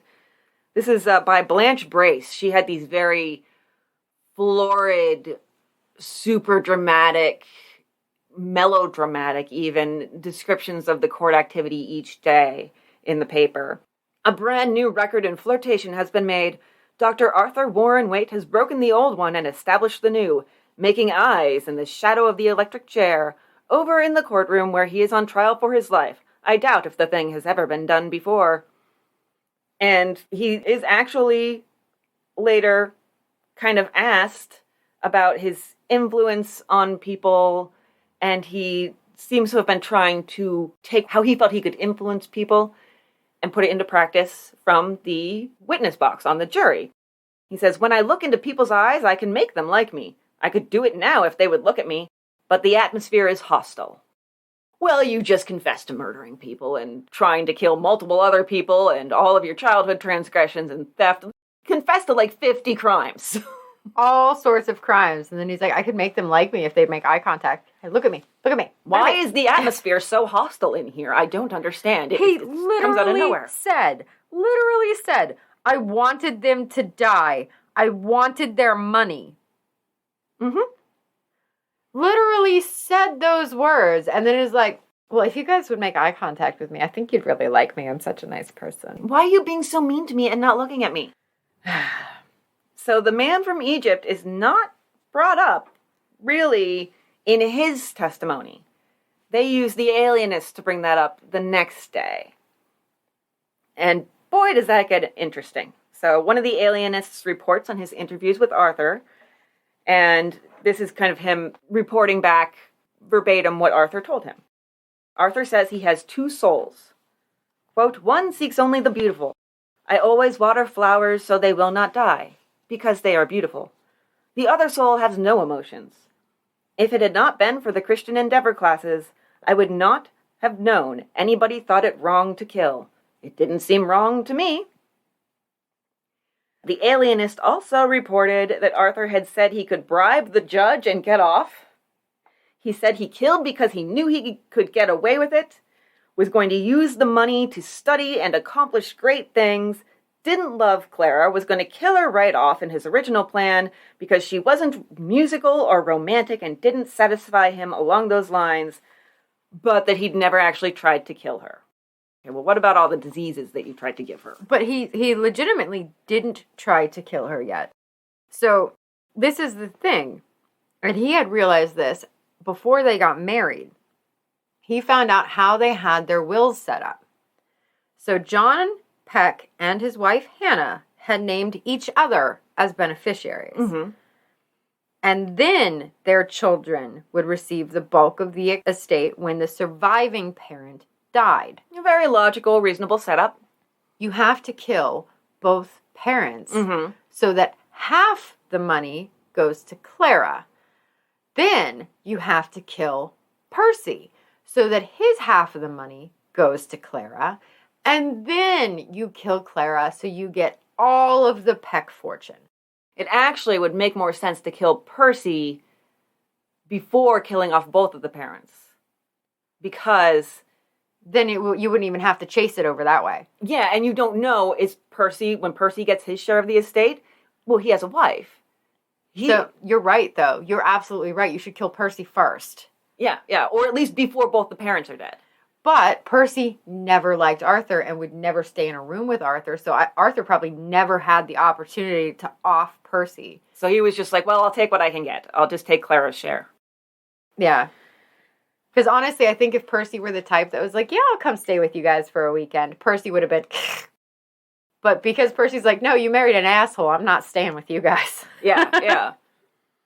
He tells the alienist that he doesn't know what love is or is incapable of love, even for his family. But he's also writing love poems in jail.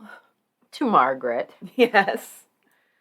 But Margaret is beautiful, and that he only likes beautiful things. Yes, exactly. And then the alienist says that Arthur is an egomaniac, and then the quote you gave us earlier suffers from moral imbecility, moral insanity, and moral idiocy, marked by a lack of willpower and a lack of feeling. Arthur's cross-examined by the prosecution, and it's kind of confusing what he's trying to pull off here. He just says he doesn't remember a bunch of the stuff that they ask him. He denies talking about the man from Egypt to the prosecution, but does admit that he wrote about the man from Egypt in a letter. And then regarding his tendency to lie, we have this little exchange between him and the prosecuting attorney. Another dramatic table reading. Didn't you swear yesterday you had been a liar, a cheat, and a deceiver ever since you were a child? Yes. Are you lying now? No. Did you tell the truth yesterday? Absolutely. Are you telling the truth now? I am. They're like, didn't you say you were a liar? Yeah. Are you lying? Nah. Nah, no. How dare you? How dare you? So, both sides have pretty much finished up their cases. And the judge instructs the jury that they're not to judge on medical terms, but on whether the defendant was, quote, suffering from defective reasoning. And the judge also has to do something he normally doesn't need to do. He says, normally I tell juries, don't allow your sympathy, any sympathy you might have for the defendant for any reason to get in the way of a logical, reasonable discussion of culpability. This time he has to say, don't allow your seething hatred and repulsion of this man to get in the way of a logical, reasonable discussion of culpability. But the jury, do you know how long they deliberate? I do not. Do you want to guess? 7 minutes. Well, I mean, you might be right in one respect, because there's actually honesty here for once. Technically, their official time is 1 hour and 25 minutes. But they only take one ballot. So they vote one time, they get their unanimous verdict, and then finally the papers admit what all these old-timey jurors are doing. No, they're not smoking cigars, but that's probably just a given. The rest of the time, for Waite's manner had made it possible for them to send him to his punishment without loss of appetite, they spent in attacking front, flank, and rear great platters of sandwiches and urns of coffee provided by the state. So probably 5 to 7 minutes to take that first ballot, and then they're like, lunchtime, let's eat. Arthur was also enjoying a nice spread, even better than what the jurors got. They had ordered in from a restaurant for him. He got a nice porterhouse steak, coffee, apple pie, and he also had 6 slices of rye bread and 2 glasses of milk. Ew. We know that they eat weird back then. So he comes back for the verdict. He didn't smile for once. He'd kind of lost his jaunty air and was more emotionless. Because he had 6 pieces of bread. He's probably just really fucking full. Yeah. Trying to imagine eating 6 pieces of bread in one sitting on top of a porterhouse and a glass of milk and whatever else. Apple pie. Yeah, like I feel full and I haven't eaten all day. Yeah, same. One juror said that it was the smile, really, that did Arthur in. Arthur thought he could make friends with it, but on the stand while you're confessing to murder and many other crimes is really the wrong time. Yeah, wrong time to smile at people. Yes, so they come back with a guilty verdict, and Arthur's only comment was, "This is a great relief." The trial set another record, a speed record in comparison with other famous trials of the era, many of which we've covered. He was sentenced to the electric chair, or as he called it in his letters to Margaret, because of course he has to speak French in them, la chaise. Yes. And he heads back to the Tombs prison, whistling and chatting. Had more food, a nice big piece of cake and some coffee, as though he hadn't been sentenced to death. Welcome to jail. Here's your cake. Exactly. The man, geez. His statement from his cell was, "I am happy." Well, as far as people who are happy, his mother and father were not. They were devastated. I mean, I have to imagine that they knew this was going to happen, but you still hold out that tiny little bit of hope for a family member that you love, even against all reason. So I'm trying to think of this from the parents' perspective, because that would be devastating. You had hope that he was doing well. He married into a good family. As far as they knew, he was a practicing dentist and he was getting his life on track. And they're like, maybe he wasn't as insane as he was as a kid. Maybe he grew out of it. Yeah, maybe he grew out of lying and stealing, and now he's being super respectable, and this is awesome. We did a good job. We did a good job, honey. Oh. But also there's that feeling of, well, like, I created this thing that killed people. And also a sense of inevitability. You thought you had staved off the inevitable, that he would go and do bad things out in the world because you saw him doing well. And then it happens and you're like, well, yeah, I kind of knew all along that this was going to happen, but I didn't want to admit it. I feel like I would blame myself if my kid went and did something like took a human life. I know I would feel at least some guilt and blame. Probably a big share. But a lot would depend on circumstances, too. Yeah, but like I'm sure they were somewhere with the, oh my gosh, we should have seen this. Where did we go wrong? But it's not their fault. No, I mean, it's not. Obviously, they had, 4 other kids that were perfectly normal and healthy. And it was just that last one. Yeah. That maybe should have been swallowed. Yeah. As for other reactions, Clara says, "It's just what I came to hear." So Clara is happy, as far as she can be. She's talking about doing some traveling and might go and spend a year in California. On June 1st, Arthur is sentenced to the electric chair, and it's happening soon. I mean, it was kind of known, like, yeah, they're definitely going to shock the hell out of this guy. But this is the official sentencing. It'll be in 4 to 5 weeks, supposedly. He seems to have done a 180. In the sentencing, he said in court, quote, "I am willing to give my life in partial payment for the wrongs I have done others.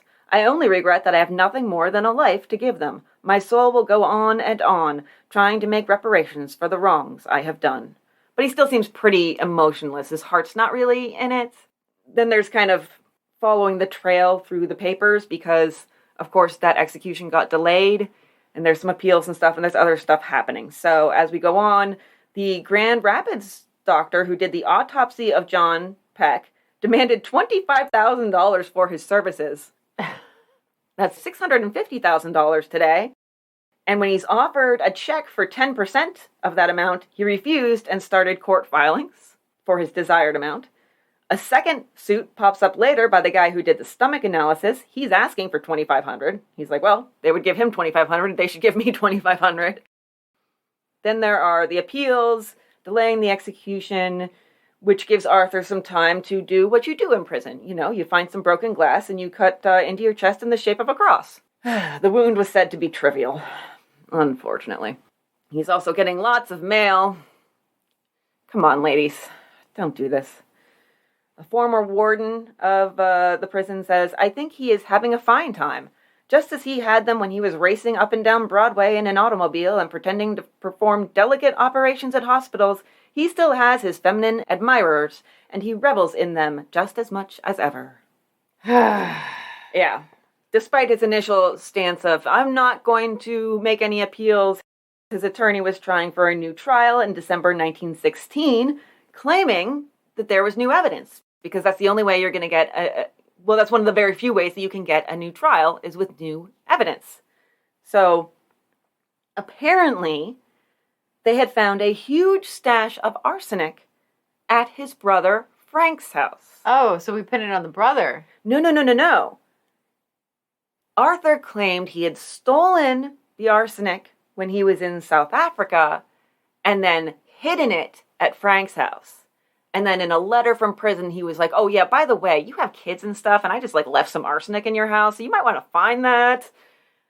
Oh, my. And so that was supposed to be further proof of his insanity, that he would just steal arsenic, bring it overseas from South Africa, and then leave it in his brother's house with his small, nibblings. Continuing on, because I have reached a point where I'm like staring at the newspapers. I would go month by month by month throughout this year so as not to get overwhelmed with results. And I was just like, I came out to Jackson at one point. I was like, can they please just shock the fuck out of the sky, please? Any minute now. It's time please. for him to die. It's getting dragged out. And normally I'm not super pro death penalty, but some people, I'm telling you, some people. And then his father is declining and dies on March 23rd, 1917, almost a year to the day since his son's arrest. And then from the paper, from the day of his son's arrest, Mr. Waite's health began to fail. All through the trial and after, he worked to keep his son from the electric chair and did not give up until 10 days ago when he was confined to his bed. His condition grew gradually worse, and he died broken in heart and spirit. Just a few weeks later, the Court of Appeals rules that Arthur's conviction will stand. There's one more examination by the alienist because he has to be found sane in order to be executed, and he is in fact found sane. The execution Did you see the name of it though? Because this made me laugh. It's the New York State Lunacy Commission. Of course. Which is a 3-man body that had the final say over his psychological state. State Lunacy Commission. Our State Lunacy Commission. Every state must have one. Once they find him sane, the execution is set for May 24th. When he finds out, he smiled and hummed a little tune, and corrections officers reported that he seemed, quote, very, very happy. Also, one newspaper called him a modern Borgia when discussing it, so we have little precursors to good old Mary Frances Creighton. So his execution is 3 days shy of the 1-year anniversary of his conviction. It's just anniversaries all over the place. Asked if he had any farewell messages to send, even to his mother, who was in bad health and had lost her husband just 2 months prior, he said, "No, thank you. There is really no one to whom I care to send a farewell message." They even gave him a second chance. They were like, "You want to send a goodbye message to anybody?" And he's like, "Nah." And they're like, "Even to your mother?" And he goes, "Nah." Yeah, I'm good. His last meal was eggs, toast, tea, and milk. He was said to go to the chair with a smile on his face, quote, with the same calm demeanor which characterized his stay in the death house. He made the trip to the chair, in some accounts unflinchingly, but one account says that he saw the chair and kind of seemed to get a little weak before he kind of came back to his normal jaunty air. And it seems like he looked at the guards and the men there to it, the executioners, and said, "Oh, is that all there is to it?" Wasn't too impressed, I guess. There were witnesses there, and it was said he scanned the witnesses almost contemptuously. I wonder if he knew that there was actually a pretty popular stage actor there. Robert Hilliard, a.k.a. Handsome Bob, was one of the witnesses. Oh. Yeah.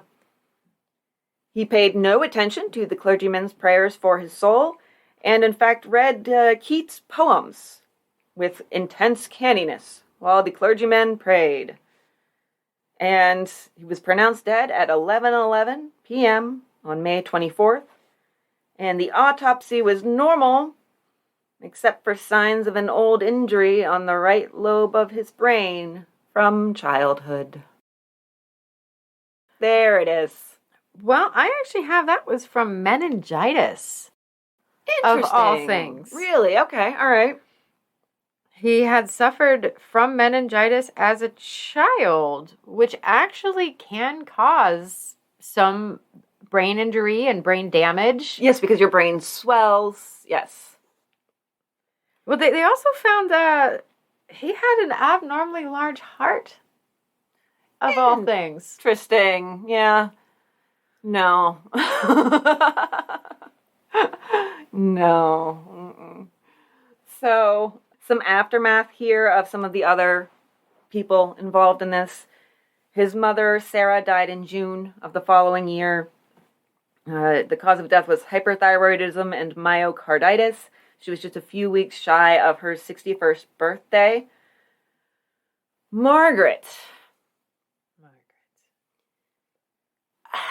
I'm not sure if I found something on her or not. She might have just kind of disappeared, or there's just one little thing that I found, okay? It was in the papers in 1930. There's a picture, and it's referring to, there's an incident that's happened now. There's been a fire at her home, and she had been widowed by a fire in 1929. So this is in the 30s, like 4 or 5 years later, something like that.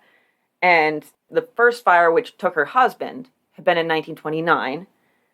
Oh, wow. So, widowed by a fire in 1929, Mrs. Margaret Horton was rescued by policeman Daniel Bethel Saturday night when fire swept her Brooklyn home. Here she is recovering with her son, Frank. Here, actually, let me pull it up. I can pull it up real quick. Because I can show you this picture, and we can do a side-by-side, and you can tell me. Does Frank look a whole lot like... This would be in the 30s. So her son would be, like, he was only, like, it's hard to tell, 8 at the most. Oh, okay. So timeline doesn't match. Okay. Okay, so here's the picture from the newspapers in those days. Okay. All right. Yeah, you can kind of see it, can't you? And we'll put those up as a side-by-side on the social media, and so you can see. But it does seem like it's possible that this is actually the Margaret Horton, because she's seen with her son. Yeah, it looks like her. She's got kind of the same dark hair, the same, well, it's black and white, you can't super tell, but the same nose, it looks like. Yeah. Same eyelashes. Yeah, so that's the last I was able to find of her. Really, so it's possible that her husband had died in a fire in 1929, and then she then had another fire in her home. So, yeah. She didn't learn the first time. Apparently. Well, everything was super flammable back then. Fair. Children's pajamas were flammable. Clara got remarried to John Caulfield. Aww. Her childhood sweetheart, who is also an usher at her wedding to Arthur. I loved that. I loved it. Yay, Clara. There's actually a little bit of a happy ending. Caulfield was a member of the board of directors of First Trust and Savings Bank of Pasadena. They were married around 1921. Honeymoon was a trip around the world sailing from San Francisco. Aww. I'm so glad that Clara got her happy ending. Yeah, me too. They lived in California for the rest of their lives, had 2 sons and a daughter, then 3 grandchildren. She was active in several local groups, social, political, humanitarian, did tons of entertaining. They were all over the society pages. And then he died in 1952, and she died in 1964, age 76. I'm glad she had a nice long life. Yes. She found her way back to the person who she probably loved all along. Yeah, and she probably, had it not been for, like, her parents pushing her, would have married him anyway. Yes. So I'm glad it got to come full circle for her. Yes, me But too. it would have been better if her father had walked her down the aisle to the correct man. Yes, that would have been good. That would have been good for everyone involved, really. Yeah, really, for everyone involved. But I'm sure Arthur would have found somebody else to prey upon. He was bound and determined to do it. Yeah, he would have. Yeah. I believe that 100%. So that has been Dr. Dingus. The cunning linguist. Dr. Dingus is definitely going to be the show subtitle, and I'll see if I can get the guts to put cunning linguist up there, too. Dr. Dingus, the cunning linguist. Yes. So, I have a recipe for you. There's 2 versions of it. I think I would try one of them. This was from the Detroit Free Press in 1916. It's for stuffed tomatoes.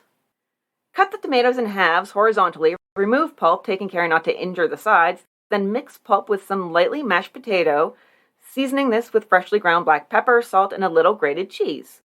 Fill the halves with the mixture and bake.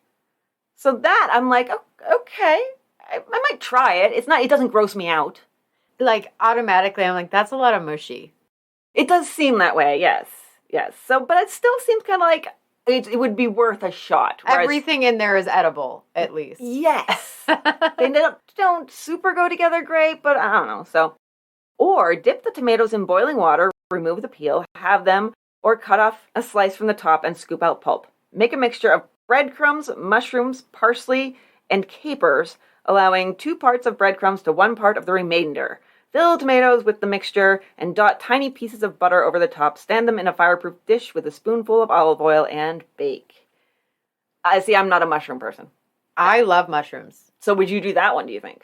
I don't particularly like tomatoes. Okay, all right. I see. I get it. Like, I love a fresh off the vine tomato, like on a sandwich, or even I'll eat a tomato sandwich. Mm-hmm. But baked tomatoes gross me out a little bit. Yeah, I'm more for fresh and uncooked tomatoes. Yeah. Yeah. I like the idea of stuffing a tomato, like scoop out the inside of a tomato and then fill it with lettuce and bacon, and you got yourself a little BLT. That's beautiful. We're going to do that. Like, that would be delicious. Like, that is a great summertime lunch, Mm-hmm. I think. I think that would be awesome. That sounds amazing. We're doing that. We're absolutely doing that. Oh, yum. And I just wanted to finish this off with this particular recipe. It came from a weekly feature that would happen on Fridays in the Detroit Free Press. And the person who compiled all this would request sometimes like themed recipes or recipes that you make for particular people. Well, the week before voting day in America, election day, there was a little poem and then the request. So the poem is called His Vote. There once was a man from Nantucket. On Tuesday next, I'll cast my vote for all the men I hope to see elected to high offices where I believe they ought to be. But there's another vote I'll cast, indeed. For her I vote each day. She's my chief candidate, since o'er my heart and household she holds sway. And then this week, the readers of the household page are not asked to send in their favorite recipe. Instead, it is suggested that they tell how to prepare something of which their husband, or father, or brother, or, well, someone else who votes for them is especially fond. Yeah. It's frustrating, isn't it? That makes me want to go home and punch my husband in the face. Like, he didn't even do anything. But just the idea that somebody would vote for me makes me, like, violent angry. Yeah. There's a reason why I skip cheerily to the polls every time I have the chance to vote, and why I write letters to likely voters every election and get excited about it and put stickers on them and everything. There's a reason that I do this shit. Amber looks like she's about to cry. I am trying to control my rage of send us the recipe that the person who votes for you likes. Like, look, bitch, I love to cook. I fucking love to cook. You made me want to burn down every restaurant in a 10-mile radius. Like, I am so fucked off. She is. My God. She's so mad. Oh, she's so mad.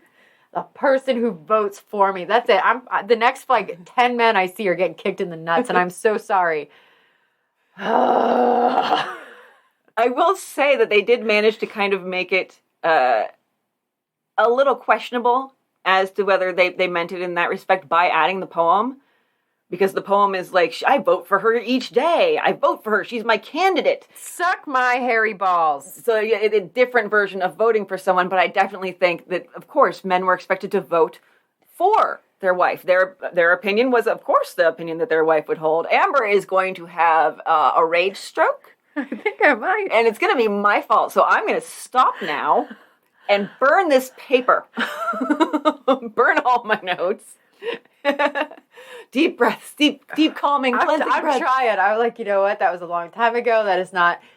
But the scariest part is we're not that far from it, and female opinions are still put to the bottom of the list all the time. Looking at you, Louisiana. I don't know. Well, You just picked a state? I did. Yeah. I guess Texas probably would have been better. Mississippi also. Oh, Mississippi. That's where I was going. Looking at you, Mississippi. Oh, looking at you, Mississippi. Yeah. I'm sorry. That just infuriated me. Wow. I feel like there are veins sticking out of my head right now. There might be. So we have a shout out for new patron, Justin Ware. Hey, Justin. Welcome to the Patreon, Justin, and you all can join Justin in having access to all of our bonus materials, especially through the month of December. We would love for you to join us there and listen to all those amazing cases that we've talked about. Amber, what did I tell you about today? You told me about another doctor that we hate. Lots of damn doctors today. Yes, absolutely. Yes, that was a little bit of that was one of those cases where I got into it and I was like, oh, I've gone too far to turn back. But yeah, it was not pleasant, and I'm trying to block a lot of it out, actually. But there was a form of justice in the end. There was a form of justice, but there was a whole lot of icky. Yeah. So with that, just absolutely appetizing description of an episode. Come on over and join us. You know you want to. Patreon.com/oldtimeycrimey. And so, don't forget about putting us on a Spotify playlist if you're on Spotify with some other of your favorite true crime podcast episodes. Pick your favorite episode of ours. And then we would love it if you would share that on your social media, on our social media. Come, let us see what company we keep in your estimation. What does that look for? If I were not on this podcast, I would probably spam your social media with all sorts of inappropriate things because you wanted to know what company I keep. And I just thought about that, and I was like, please don't be like me. Don't be like Amber should be the actual motto of our podcast. Old Timey Crimey, don't be like Amber. That's fair. There's also, if you want to give us a little support, there's our PayPal, oldtimeycrimey@gmail.com. You use that email address. You can send us a couple bucks if you want. You'll still get a shout out on the show. Oh, and by the way, anybody who joins the Patreon in December, from here on out, you will get your shout out in January. So we'll do that then when we are back on January 7th. Mark your calendars. We also have a tip jar on Good Pods. And social media, we are Old Timey Crimey on Facebook, Twitter, and Instagram. We have merch in the show notes. We have a new logo coming sometime, but it's been delayed a little bit, but it'll get here. Eventually, we will have a new logo. Yes, it'll get here. And then we'll have more new merch. And tell your friends.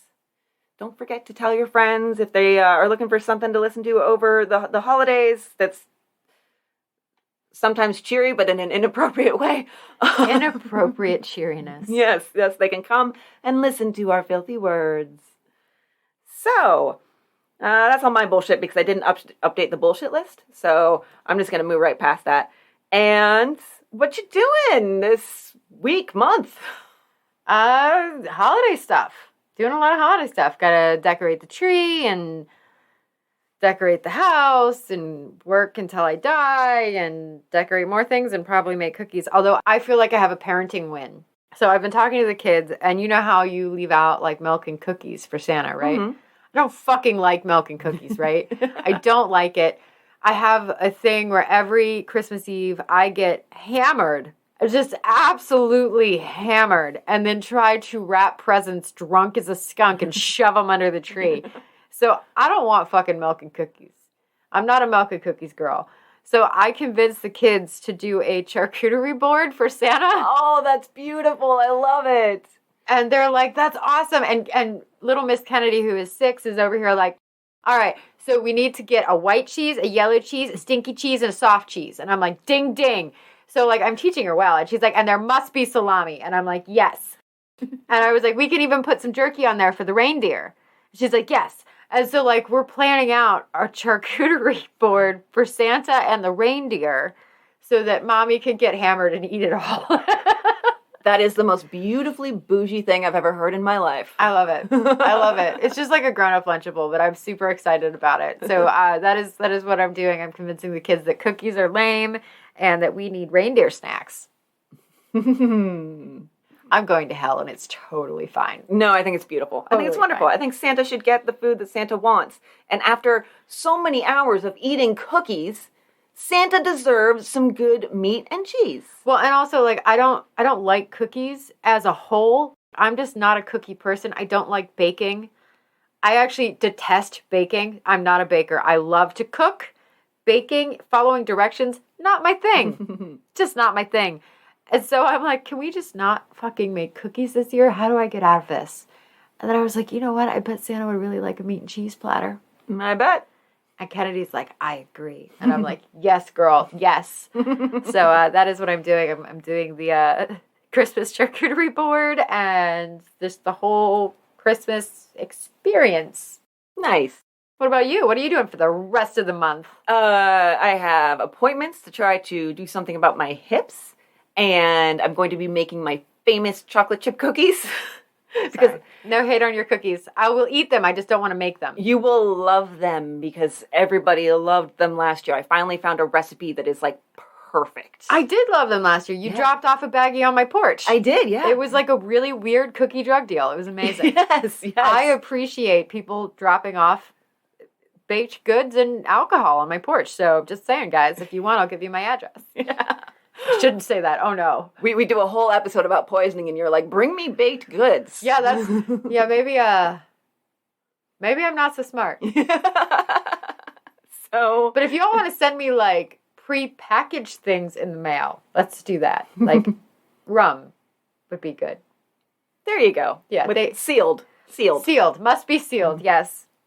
So don't poison me. I'm also working on, we've teased a long time ago, the old Timey Crimey secret project, and it got a little bit delayed because I couldn't quite settle on what I wanted to do and how I wanted to go about it, but I've settled on it. I'm like all full speed ahead on it, and I'm really loving it, which means that it'll go faster, and the joy, I think, will show in the final product. So that is going to happen. And just reading more old newspapers, honestly, because I discovered something. I was taking a little research break to do other research. I was like, oh, I just realized I never looked up my grandpa in the newspapers in his town because he was a pretty big businessman down in Tennessee. And so I was like, I should look up grandpa.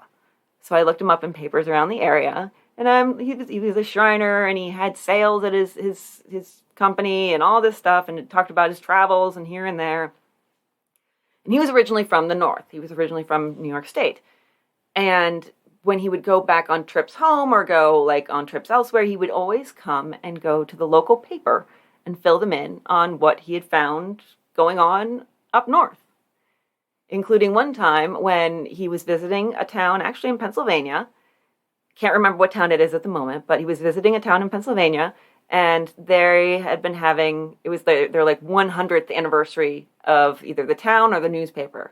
So they had ads and such from 100 years prior in that edition of the newspaper. Oh, that's fun. And so he brought that back to show to his guy who had the column at the newspaper in Tennessee, say, hey, look, here's what they did. And the guy's writing about like ads for phonographs and stuff like that. And I realized I come by it honestly. You do? I come by it damn honestly. My grandpa was taking newspapers to the newspaper office and being like, look, they put old-timey newspapers in. Isn't this a hooch? Yes. I was just like, oh my gosh, I definitely come by it honestly. So I might gather up some of the clippings and find a way to present that to my dad because I think he'd like that. That is awesome. I think he'd like that a lot. Yeah, absolutely. And so yeah, doing that and also just enjoying the old-timey newspapers because I'm already working on, as I research, I see, a headline catches my eye and I'm like, well, we're putting that in the clippings folder for the next time I need a tiny and don't have time. So, because the old-timey newspaper episodes of the Tinies are really fun. So, yeah, that is it for us for 2021. Aside from over on the Patreon, what they're going to get there. But yeah, lots of stuff over there. So you guys should really join us over there because that's where you're going to get more stuff and new content for the rest of the month because we're taking a break. Absolutely. And I think it's well earned because I believe on our Spotify Wrapped for the podcast, we had somewhere over 4,000 minutes. It was like 4,266 or something like that of content this year. Lots of us talking. Yes, lots of us talking. And we've just added to that with our epic farewell episode. Yes. Farewell to 2021, not farewell altogether. Yes, just farewell to this year. Yes. Dr. Dingus, the cunning linguist. Yes. So we've added a few minutes to that in this episode that we hope you have enjoyed, and we hope that you have had a wonderful, my notes are falling to the ground, you have a wonderful holiday season, and enjoy time with your family. Please be safe as always. Don't be safe. Be drunk. Okay, be drunk but safe. How about that? Middle ground. Yeah. Yes. And we really appreciate all of you who have listened to our filthy words this year. It's been a hell of a year, and I cannot wait to see what 2022 has in store. I think we're going to have to, at some point real soon here, have a Nevada episode. We should. Absolutely. So, on that note, we'll see you next year. See you next year. Bye. My sources this week are Poisoning the Pecks of Grand Rapids, the Scandalous 1960 Murder Plot by Tobin T. Buhk. I hope I'm pronouncing your name correctly, sir. Findagrave, Wikipedia, and especially the Wikipedia on Aimee Crocker, with Garret Ellison on mlive. Daily News by David J. Krajicek. The URL of that, by the way, contained a lovely pun. The actual web address had Awful Tooth article. Yes, it's the Awful Tooth. It wasn't in the headline. It was like almost like an Easter egg. You had to look at the URL. I enjoy that. Kevin Taylor on AimeeCrocker.com. Newspapers.com. Thank you, Chris Garcia. The Johnson City Staff, the Evening World, the Star Gazette, the Fall River Daily Evening News, and the New York Tribune. My sources this week were Wikipedia, Bartleby.com, Hektoen.org by Lisa Mullenneaux, MalefactorsRegister.com, Crime Magazine by Robert Walsh. Dr. Dingus.